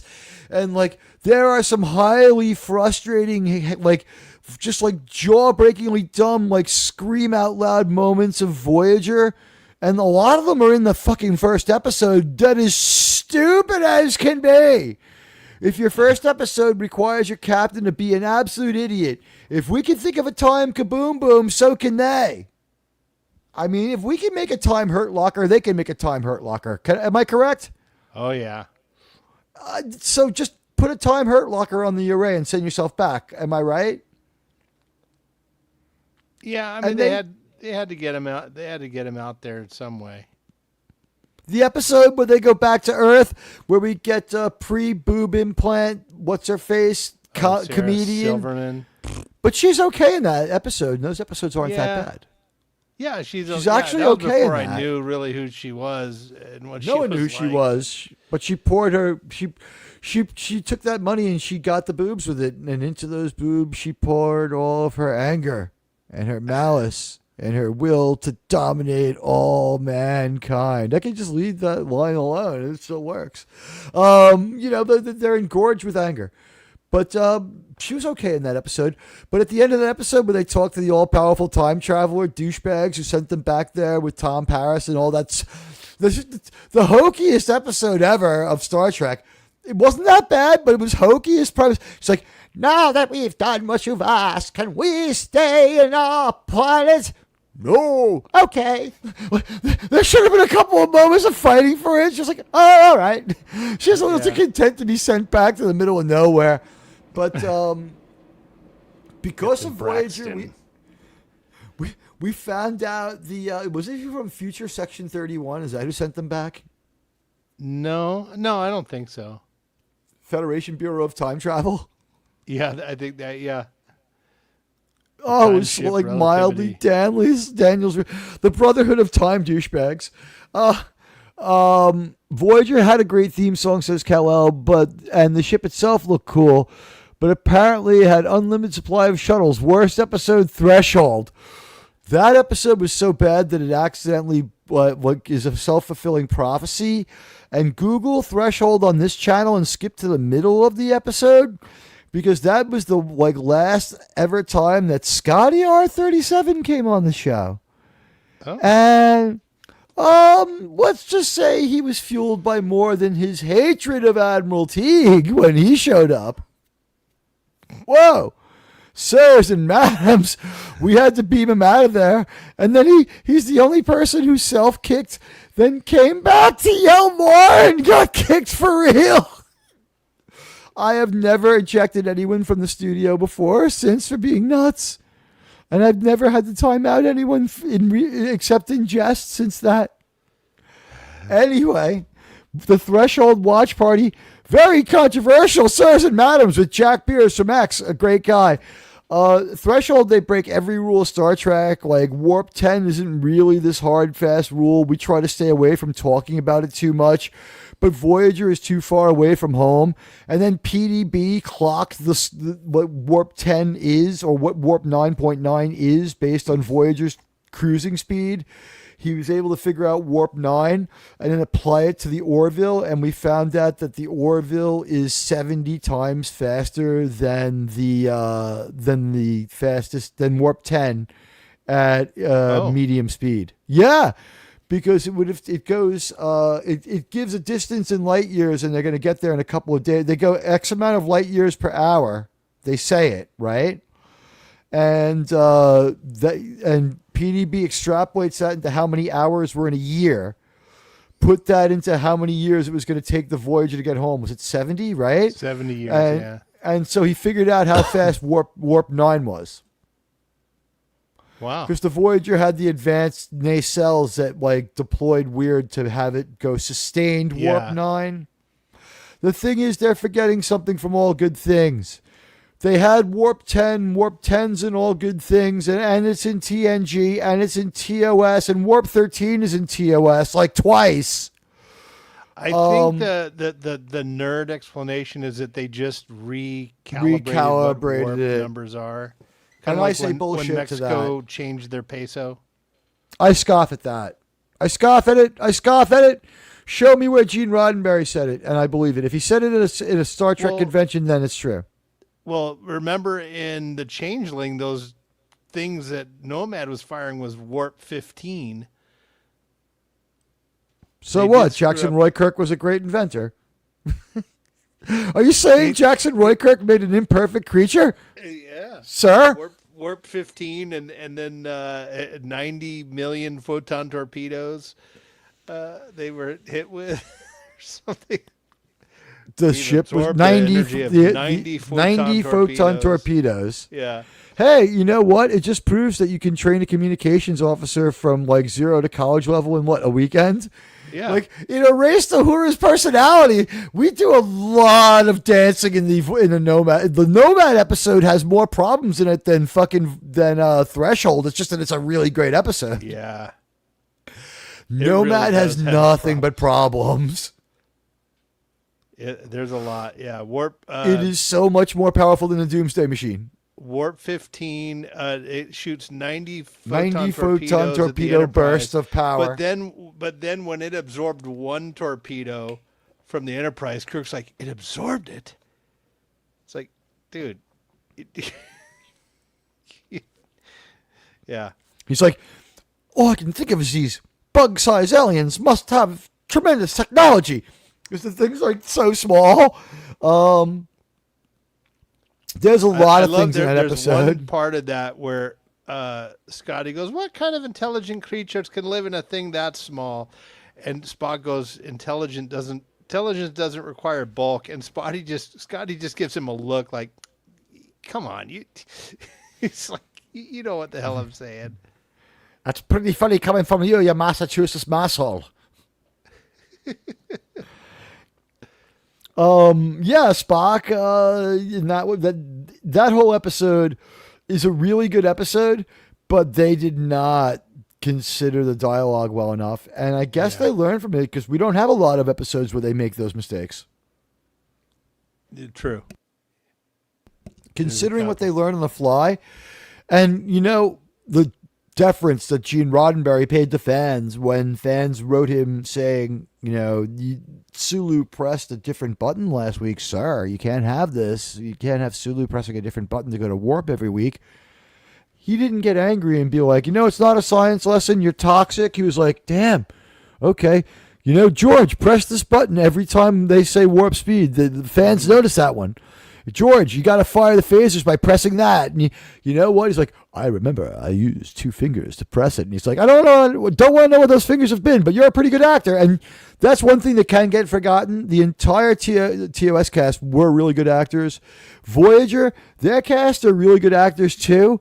The problem with Voyager is they hit a dramatic ceiling with this episode in this moment. Doesn't anyone see that this is wrong? It was indeed wrong. No discussion of Voyager is complete without talking about Tuvix. I liked Tuvix. I thought he was a good guy. I think that it would have been fine with me to replace. See, here's the thing. When I watched the episode, I'm like, cool, no more Neelix, no more Tuvok. I was fine with it. I didn't like Tuvok. After the I thought he was a good actor, and I thought he was really interesting, but the thing is, I thought that the character Tuvok was a dangerous piece of shit who kept mind melding with every dangerous murderer he could find. How many murderers does he meld with to understand what it's like to kill someone? And it's like, wait a minute, I'm pretty sure Tuvok killed someone a couple of weeks ago. It's like, That was just a bug man. I do not count his soul as sentient. It's like, I don't know, man. He was yelling at you when you killed him. It's like, he was just a bug man. It's like, Tuvok, you've killed a lot of people, man. You're like a stone cold killer. Why do you need to mind meld with him? He's Grima Wormtongue. All right, like now you're talking. Like that's a decent enough reason. I want to know why Child's Play killed the other crew member. They can mix crime with Star Trek a little bit. They did it in a couple episodes of TNG as well. You can't do it all the time, and you can't do it for 10 episodes like they do now. Yeah. Go ahead, Sean. Yeah, everything's a trial show. It's sad. But oh my goodness gracious me, as we hit 10 after 1, I think we should probably wrap up on the Voyager talk. Do we want to talk about our favorite Voyager yeah, that's what I was thinking. Go give me your favorite Voyager episode. I'll give you mine. I'm scared it'll be the same one.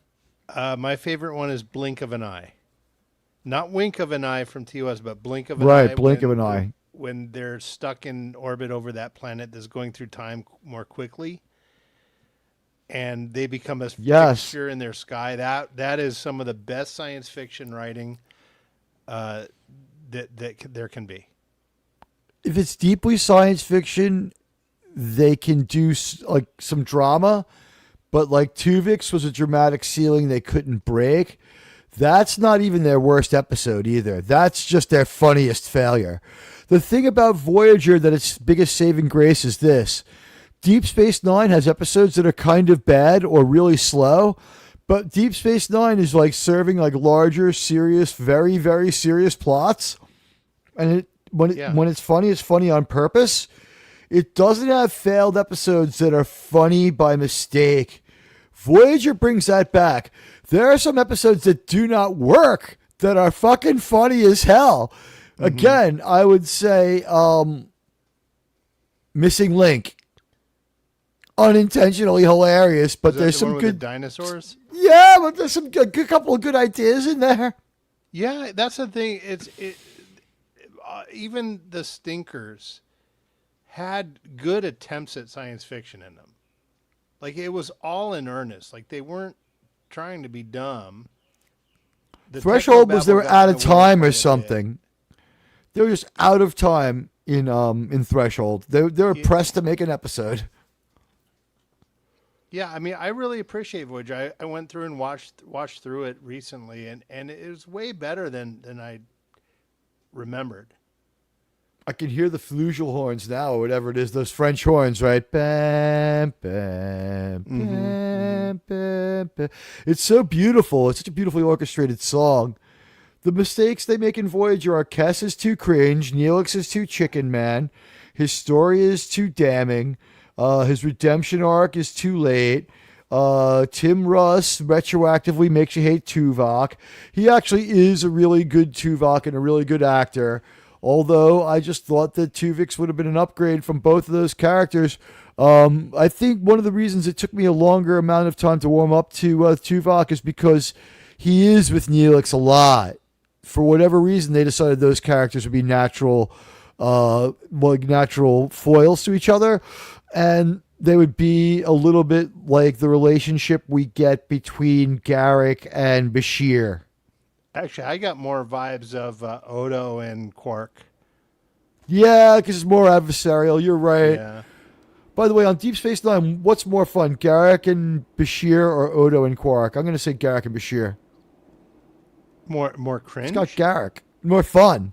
Oh, more fun is Garak. Yeah, Garak is just always good. My favorite piece of trivia that always shocks people is, guys, Dr. Bashir is Dr. Soran's nephew. It's weirder than it sounds. Alexander Siddig, is that what the name he settled on? Siddig Al-Fadil. Alexander Siddig, or Mr. Nana Visitor for a while. Way to go, by the way, sir. But Siddig Al-Fadil, Alexander Fadil, has two famous uncles.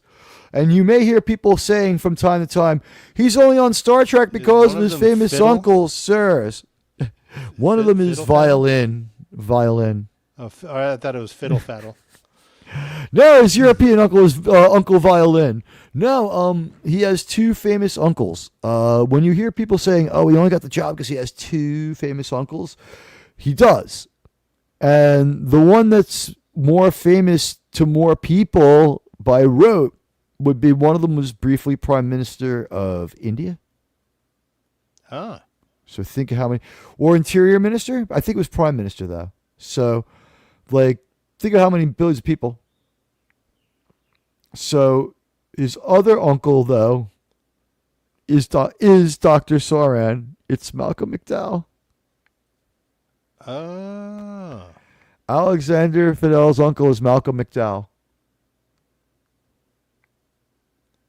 I think you mentioned that once. I've mentioned it before. You know where you can see resemblance when Bashir gets nuts or enthusiastic or is really like pumped up and he squints and he does crazy eyes. He does the same crazy eyes Malcolm McDowell does. He also got nuts when he visited Garrick. They did have like a heavy like here's the thing, like the homophobic stuff, the homoerotic overtones, like Star Trek fans never minded them. We thought it was funny. We thought it was great. Like the Garrick Odo dynamic was fun. We loved seeing them together, and we loved watching them do their thing, which was not actually doing anything physical. It was like a weird sort of thing that what happens? It turns into a traditional bromance by the end. Is a dog though. Remember how he's trying to get with Dax the whole time? He loves every chick to know. Yeah. They personality transplant that onto Mr. Reed. Mr. Reed is like a retread of Bashir to a degree. Yeah. That actor only has more of a character because I think the crash and burn of Mr. Prideweather. But I guess as we close our thoughts on Voyager, I would say my favorite episode is Bride of Chaotica. Oh yeah, that one's fucking great. That one's fun. Also, I would say the show doesn't get really good until he starts doing Captain Proton and we get 7 instead of Kes. The show is a little bit better most of the time after that.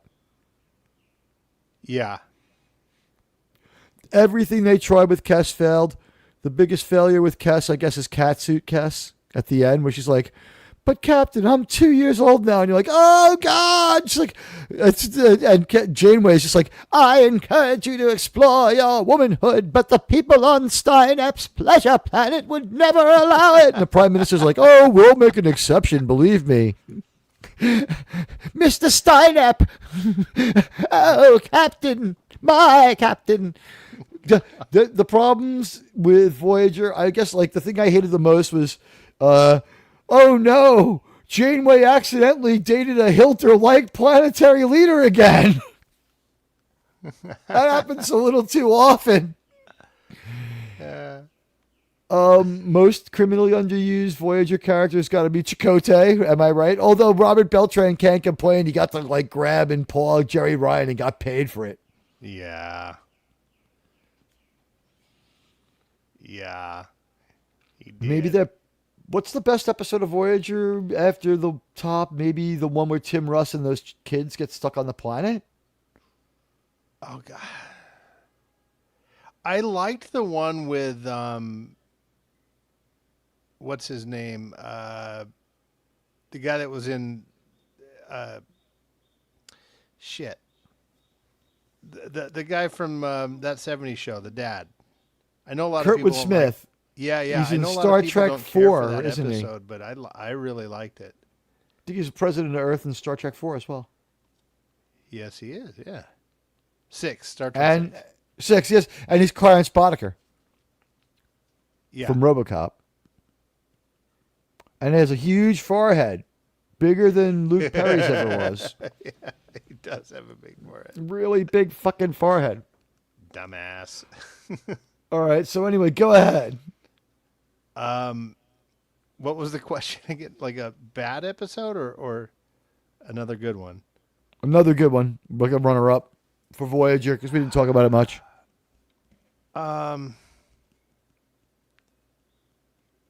Shoot, I don't know, man. I'd have to put some thought into that. There are a lot of good ones. That's the thing. When Voyager did it right, they did it really right. I'm gonna say I liked John Rhys Davies as Michelangelo. yes. That was great to get Katarina. Indiana Jones's buddy. You know how he got there? Like he knew how to slide through dimensions. Oh. So it was a slider. Yeah, Voyager, good show, worthy hour. I always find it entertaining. The thing is, a lot of episodes after the theme song, I'm ready for a sci-fi adventure. It's got such a strong opening segment. It's still really good Star Trek most of the time. And like, here's the thing that modern Star Trek is missing. And we're not talking much about modern Star Trek at all, except to say we condemn it all. It sucks and it's absolute fucking garbage. You know what? With something like Voyager, people want to criticize it. Astrometrics sounds different than the bridge. Sounds different than the cargo hold. Sounds different than main computing. Sounds different than weapons. Sounds different than the hangar. Yeah. Should they have been like explained away that they're building shuttlecrafts on the ship? I think in part they do that in Threshold a little bit because they're building Delta Flyers of some kind. They built two Delta Flyers. Yes. Most unappreciated guy goes to Harry Kim. But if we have to single out like one single worst episode of Voyager, I think it's got to be that's the one where the Borg just negotiate, because from that point on the Borg are a joke. Yeah. Oh, and Kal-El, we were talking about that briefly. Yeah, John Rhys Davies was Da Vinci Maestro. Yes. And didn't John Rhys Davies play Leonardo da Vinci on Voyager? And someone says he played Raja Ghul on Gotham, Kal-El. I think you're right. They had a lot of like big voices. Like, I believe that David Warner did voices for the Superman or Batman animated series. And Tony's here. Hail, Tony. Back from the Cotton Collective. And it's good to see so many people hanging out as we finish up our thoughts on TV Star Trek. 60 years. You know what? Let's talk for a moment now about what has been referred to as the filth and which we call bad modern Star Trek. You know what? I miss the colors of Star Trek. We miss the music of Star Trek. We miss the fact that you could go from one room to another and it would be a different experience and feel different in Star Trek. The turbo lift had its own ambiance and own sound. The hallways had their own sound. There are people walking around busy ships doing things to enhance the believability of the episode and keep them from falling apart. We have a lot of episodes of Voyager where, we could say, if not for the performance of Kate Mulgrew, it wouldn't work. Like, Macrocosm is not very good or very good Star Trek, but, she pulls off her jacket and she looks great in her tank top. But also, her being female, diehard in space, that character is so inconsistent. Kate Mulgrew is just such a fucking champ as an actor. She just comes in and grabs the bull by the horns and is full on intensity no matter what they told her to do every week. She fucking contradicted that character week after week after week, and she never let it bother her intensity. Yeah, the character's got problems. She was Captain Plot Convenient sometimes. And Captain Hitler, if you're Tuvok. Kirk beams away 1 and gets back 3. What do you think about that on Tuvok? What do you mean? Tuvok, you would have been like, Mr. Spock, isn't it true that according to Cochrane's law, if the Heisenberg couplings are reversed in a perfect field, we could hypothetically bring back not just Tuvok, who I'm not that fond of, and that weird funky chicken man that I want thrown in the brig, but also Tuvix, who I find to be an extraordinary human being. Yes, Captain, we could bring back all 3. Make it so. No, don't use that word. Just do it, Spock. Check. Right? And I think that Kirk would have beamed away 1 and got back 3. Am I right? Yeah, I mean, he confused himself with his bad, with the bad Kirk. Captain, we don't have enough matter. There was a bad Voyager when Lana got split into a human and a Klingon. Except that we could like really admire and gaze upon human B'Elanna because she didn't have the jelly face. They realized that was keeping us from being able to be hot for that actress. They're like, oh my God, no one's hot for fucking Jennifer Lien. Why? It's like, I don't know. The character's 3 years old. And they're like, damn, what did we do wrong? Like, we can't figure it out. We tried to save her again last week. It's like, and like at that point, she had not lost her mind. She was not a crazy criminal. Jennifer Lien's acting is not bad. She's okay. I do think she might have been starting to go crazy by the end, and like that's why they got rid of her. But she was really beautiful as Cass. That character was super fucking cringe, and a little bit OP. Neelix, Ethan Phillips isn't a bad actor. He was trying that limiting makeup. I like Neelix. I like Neelix more often than I dislike him. I do too. I think that the fact that he embraces their way of life and is so pro-Federation right away is really something to write home about. And I think that he's like sort of an exemplary sort of convert. You know what I mean? Like he shows it like the Federation way is like a way of life that people really dig and want to be part of. Yeah. All right. Do we want to single out any single episode of Star Trek as the worst ever? Is there a worst ever episode of Star Trek? Spock's brain. Might be Spock's brain, yeah. Well, I mean, that and the alternative factor is got to be. Oh, that one is so bad. Right. By the way, both of those episodes are a million times better than every minute of every second of New Star Trek. New Star Trek, it does not count. And everybody, listen. Before we wrap this up, and we covered all of the shows a little bit. And you know what? We will cover each episode of them going forward. We've got every episode of Enterprise so far under our belt, and we're not giving up. Here's the thing, guys. Shawn, you're good at this. You have a team outlook. Help me motivate our bench here. It's gonna get worse before it gets better, guys. Alex Kurtzman's circling back to try to destroy Star Trek for everybody. He wants to ruin Star Trek. Okay? He wants to ruin it. He wants to take it with him. He wants it to be left with him. He wants to try to poach on those rights longer. And you know what? In my opinion, he's a dick. Okay? The guy's a dick. And a world without good, meaningful Star Trek. Think of all the thoughtful conversations and things that we've been deprived. And I give Ellison like credit that sometimes you should have stuff that's fun for the whole family and other stuff that's family friendly. Star Trek, it doesn't have to be totally family friendly. It just can't be family hostile. It doesn't have to be like a moral pageant play. It just, your main characters can't be deeply immoral. It's not like we can't do murder mysteries on Star Trek. It just can't only be always murder mysteries. It's not like there can't be comic, upbeat Star Trek. It's just that you can't do comedy like even once in a 10-episode streaming show. With 26 episodes in season 2, like 52 episodes in, if you want to do season fucking 3, have a comic episode 4 episodes in, no one's going to get angry. That's earned. And guys, please, your likes, please, I'm begging you.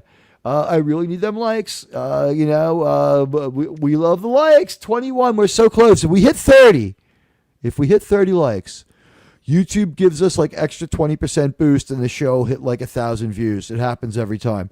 So please, if you could do it, do it. If you haven't hit the like and follow, hit the like and follow too. And if you haven't taken our poll, take our poll. We have 19 votes now. Guys, it's going to get worse before it gets better.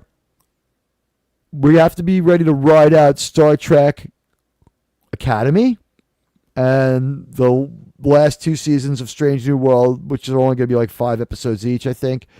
We're going to see about 20 terrible episodes of really shit Star Trek. And Alex Kurtzman is trying to destroy this. But We are very optimistic about Star Trek United. The way to help save Star Trek. And Radioactive is chiming in. What did my friend Radioactive say? He said, "Hey, Radioactive, we've given it as many likes as we got, Admiral. Radioactive, I need 30 likes in 2 minutes, or the show's going, or we're all gonna die, or the show gets deleted. I'll end my channel and quit YouTube if I don't get 30 likes." Admiral Teague, for your information, John Rhys Davis didn't play Raja Ghul in Gotham. Alexander Siddig did. Thank you. That comment I made was from earlier in the stream when that actor was being discussed. Thank you for correcting me, and thank you very much. He's also in a Ridley Scott movie. He's in Kingdom of Heaven. And if you're a channel member, watch the channel member video Crusaders about the Xindi arc. That one might be about to go public with a new upload and more video. But there's a song from Kingdom of Heaven in there. Anyway, as we stand here at the crossroads of two worlds, this is what we want you to do. And I'll put it in the channel post, but tweet out at Paramount Plus, fans want hashtag Star Trek United. There it is right now in the comments. If you just cut and paste that and tweet it out now and retweet each other's tweets and retweet me every time I tweet that, if you tweet that out all the time, you guys can help make it happen. We can be the first fans since the fans who changed the fate of Deep Space Nine by demanding more characters in a ship to be listened to. We don't have to take the nonsense. We can push. Every tweet for Star Trek United is a tweet against the Kurtzman continuity. It's going to get worse before it gets better, but it will get better. We're going to reclaim Star Trek. What was ours before will be ours again. Sean, Starfleet Academy is the last cool place. You know, Sean, it's been 16 years to the Red Bird since we last had decent Star Trek. Yeah, 14 seasons of the Red Bird. It's 16 seasons of the Red Bird. 16, yeah. You know, Kirk, every year the Red Bird goes by like 200 million years. It's felt like 900 million years since I last turned on a new episode of Star Trek, and it was good. And it didn't suck. And it didn't make me want to fucking puke. Star Trek Picard was like a weird tease where like they touched being okay without ever being good. Yeah. I mean that. They touched okay without ever being good. Please stop talking about Andor in connection with Star Trek United. Please stop talking about Andor. Andor was not a good show. Star Trek fans did not like Andor. That show sucked. They say the last season was great. I'm going to tell you something right now. There are 30 fucking episodes of Andor. No goddamn show that takes 30 fucking episodes or whatever it was, 20 fucking episodes to be good for 3 hours is actually a good show. Nothing that takes that long to be good is that good. I don't care how much they paid it off. And if it is the best Star Wars, you know what? If a tree falls in the forest, 20 boring as fuck episodes in a row took me out of it. We saw everything the guy did. He did everything but pee in that show, Sean. Did you have to watch Andor? No. My best review of Andor would be Andor as if.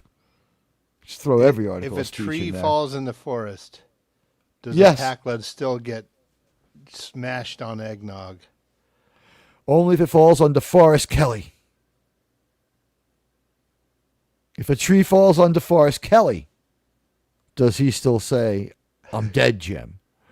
Guys, we want you all to have a super Merry Christmas. We love you all. What are you doing for Christmas, Sean? I'm kidnapping a prostitute. I'm kidding. I'm not kidnapping anyone. Yeah. In a video game. I'm playing video games at home all day, and I'm probably going to stream for a little bit on Christmas. I don't think we have many plans. Like, my mom went home today. I would have liked to have had her be around for Christmas as well, but it's a lot to ask of the wife to have her mother-in-law in the house for 6 weeks. She's a very patient woman. Yeah, my mom's great, but still, like all the sleeping arrangements are changed. You want to watch the TV. You know what I mean? Like, But yeah, it's your own house. Exactly. Yeah, 6 weeks is a long time. It's 10% of the year. I absolutely. Yeah, but we're not doing much. I think I'm just going to make prime rib on New Year's Eve or Christmas Eve, and hey, kids are grown, right? Christmas, we ain't kids, and kids are grown. So Christmas, it ain't what it used to be. I will be. I'm doing my thing on Christmas Eve. I'm going to go see my mom. Oh, there you go.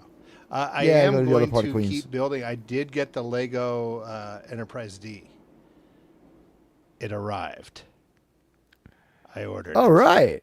So that one, sir. It's big. It's super fucking expensive. What is it, like $500? 4. That is fucking crazy for Legos. And I didn't even get permission for it. I just basically told her, I said, I'm getting this. And thank you for the Christmas gift, honey. Yeah. And she goes, are you serious? And I go, yeah. I said, I'm just telling you now, I'm getting it.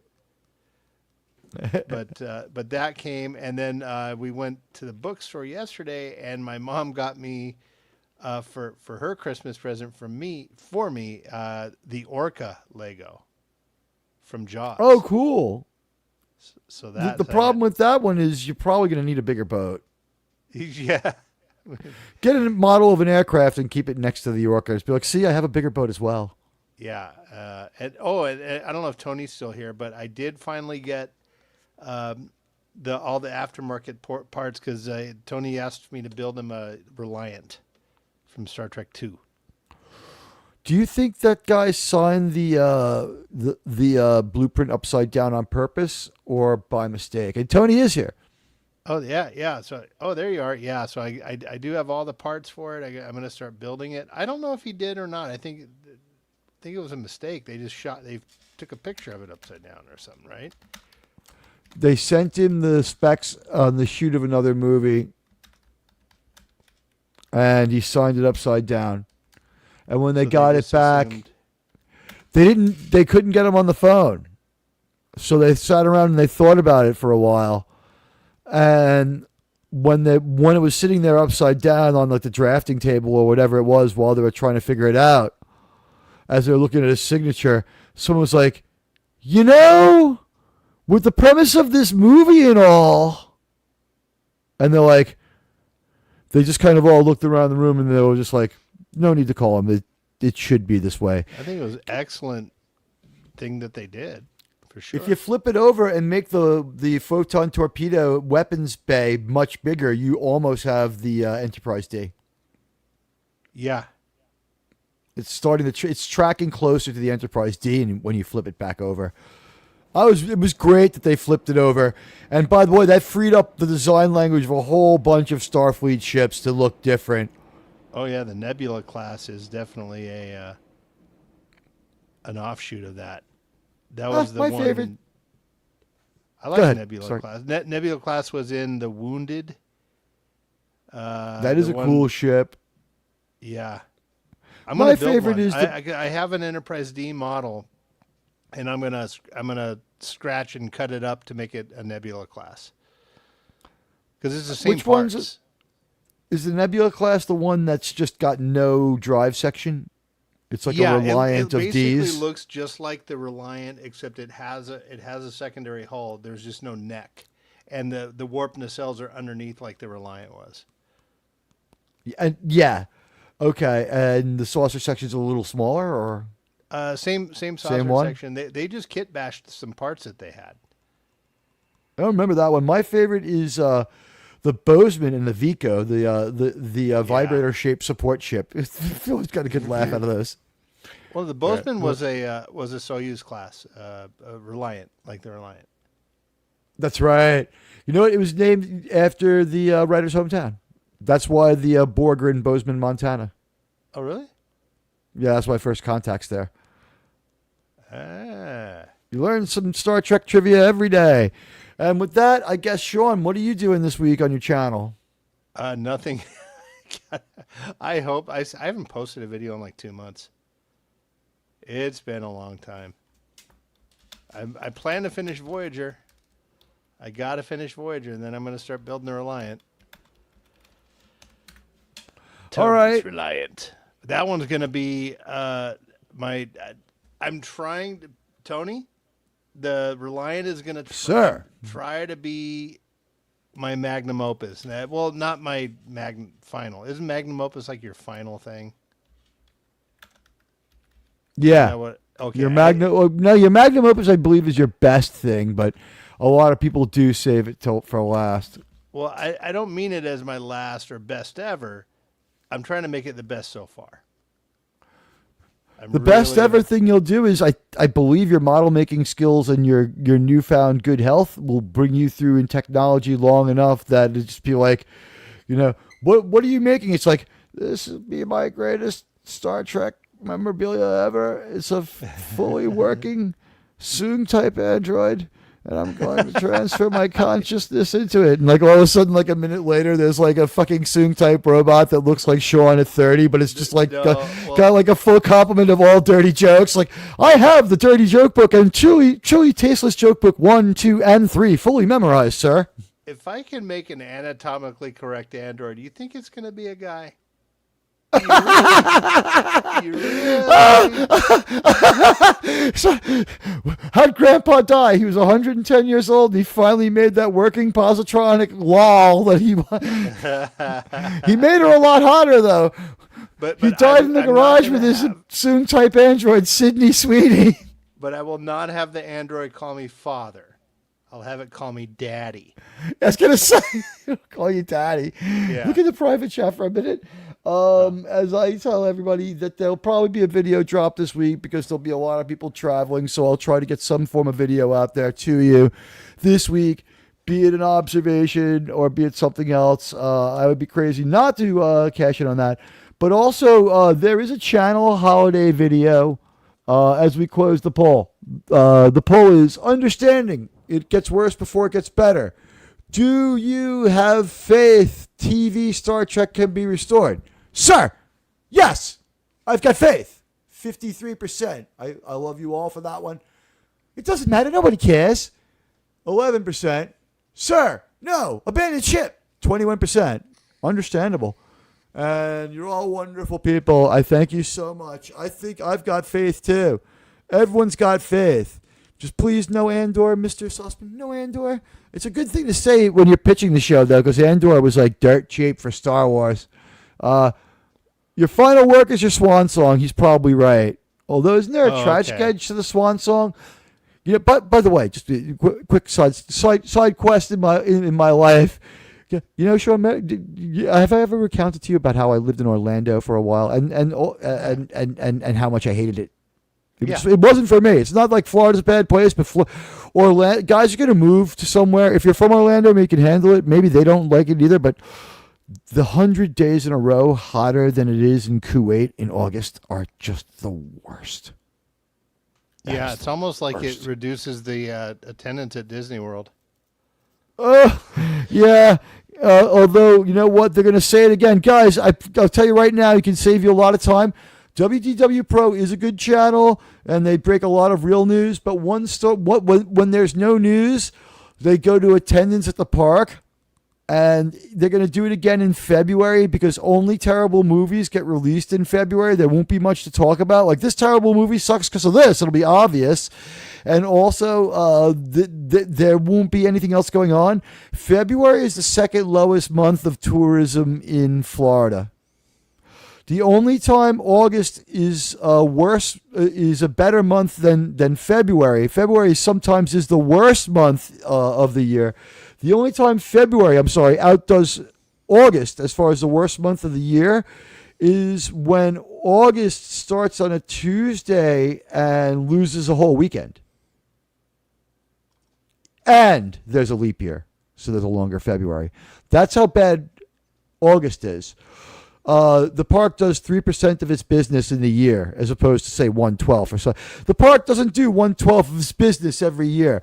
It's going to do almost all of its business in March, April, May, June, and July, and then June you can kind of deal with it. By July it's pretty bad, but you're only there for a while.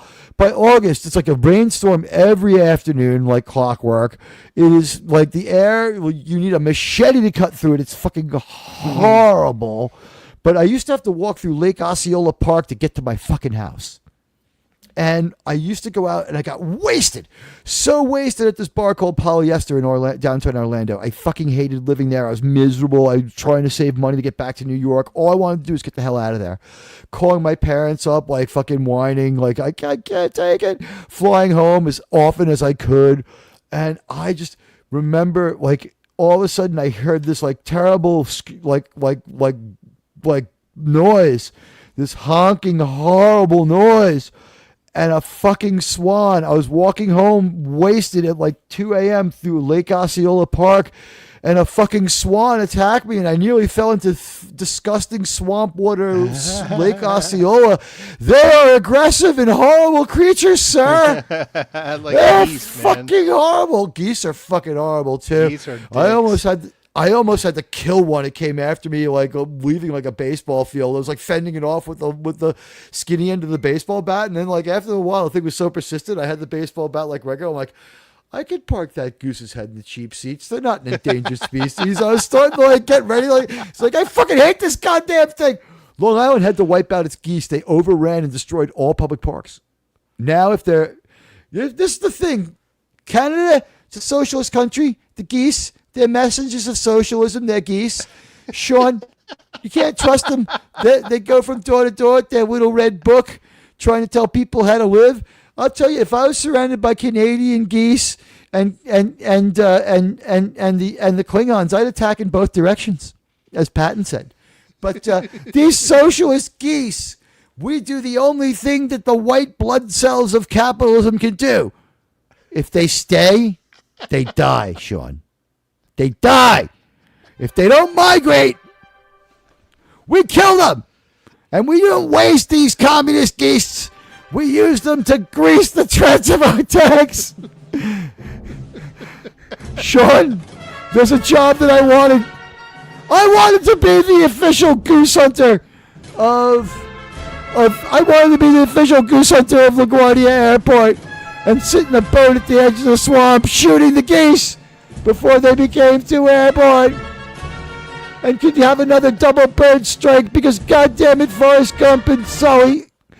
I gotta stop it before I rant. It's turning into a different kind of rant where we need like Pink Floyd music playing. Think about the guy whose job it is to sit in a boat by LaGuardia Airport and shoot geese all day. Think of having that job in February. Oh my God! Bus, man. It just you can't shoot when they fly too high in the air. You'll hit a plane. You have to be mindful of shooting a plane. And think about sitting in that swamp all day. It's like, yeah, I love duck hunting. It's like, yeah, now duck hunt every day. Think of that city employee slowly going insane in that fucking duck boat in the middle of the swamp by LaGuardia Airport. His parts fall off, planes around him, and Arnold Schwarzenegger drops out of the wheel well in that cheap jacket. Sirs. Guys, I'll be back on Tuesday night.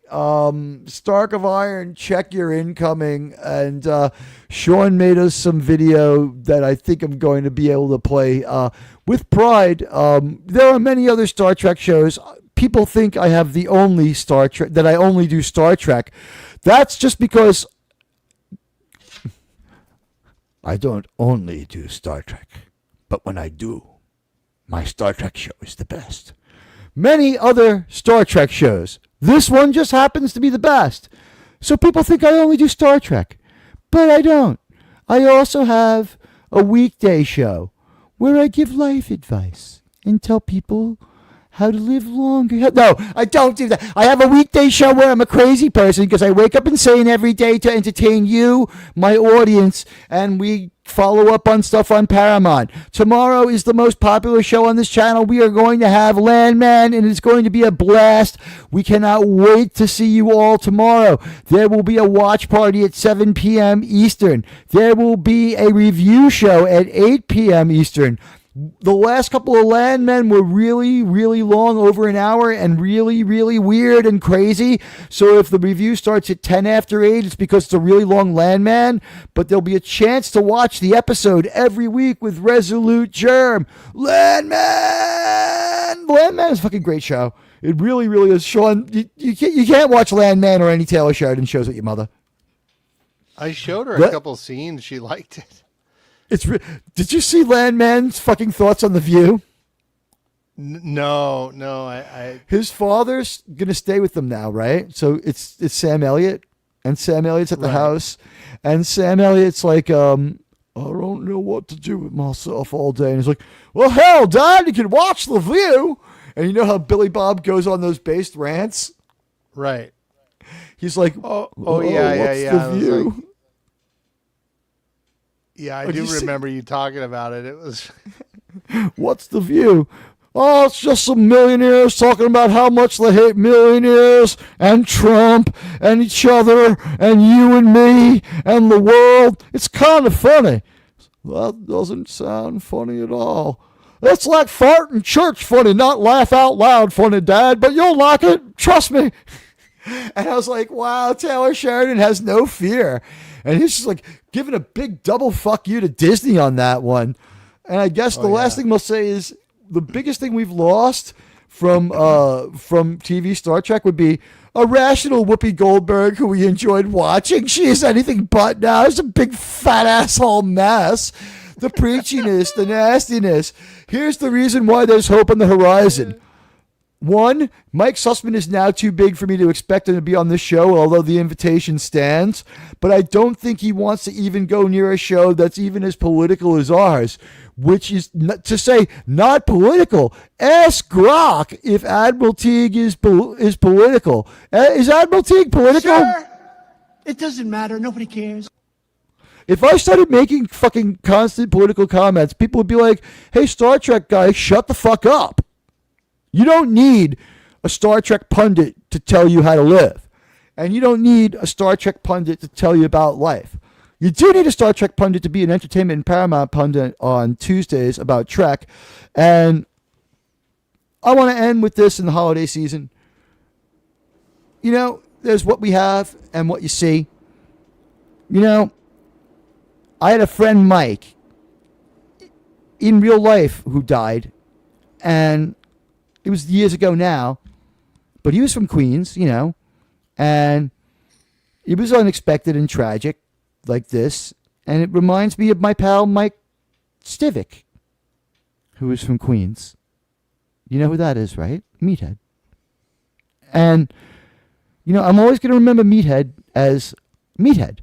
He was a guy from Queens, or in real life, the Bronx, but with, like, you know, a passionate, crazy guy screaming into the void like he did, and that was Robert. It turns out his greatest role was playing himself in real life. He was a crazy, opinionated, angry, animated person, and I think James Wood said it best, but I'll always remember Archie's, you know, my neighbor Archie's son-in-law, Mike. You know, he found out what it was like to be from Queens, to have fun, to be funny, to have a funny accent, to have a crazy old lady that you call mom, to have a dad who maybe has a strange take on things, and all those free meals from your in-laws, and all the friendliness, and all those friendly people on the block.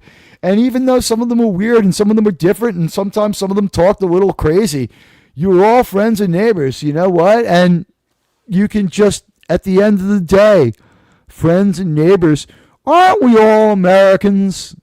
You know, weren't we all born in America? You know, or the ones who come here the right way?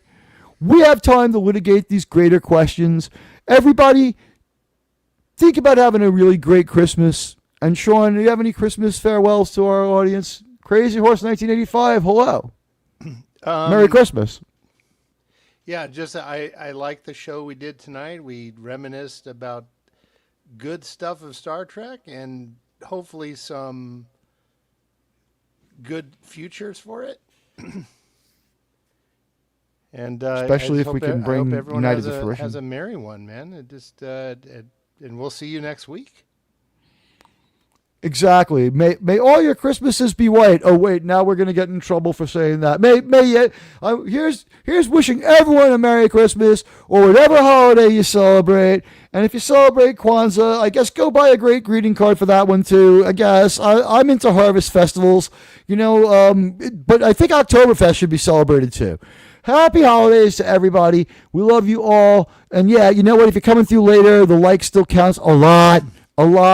And thank you so much. Shawn made this video, and I will play it for you now. Before we play the big goodbye, we have the little goodbye from courtesy of Shawn. Here it is. Incoming Sydney Sweeney video. Set burners to full. Lubrication supply sufficient for projected fapping level. Paper towels to standby. Turbo lift door secured and locked.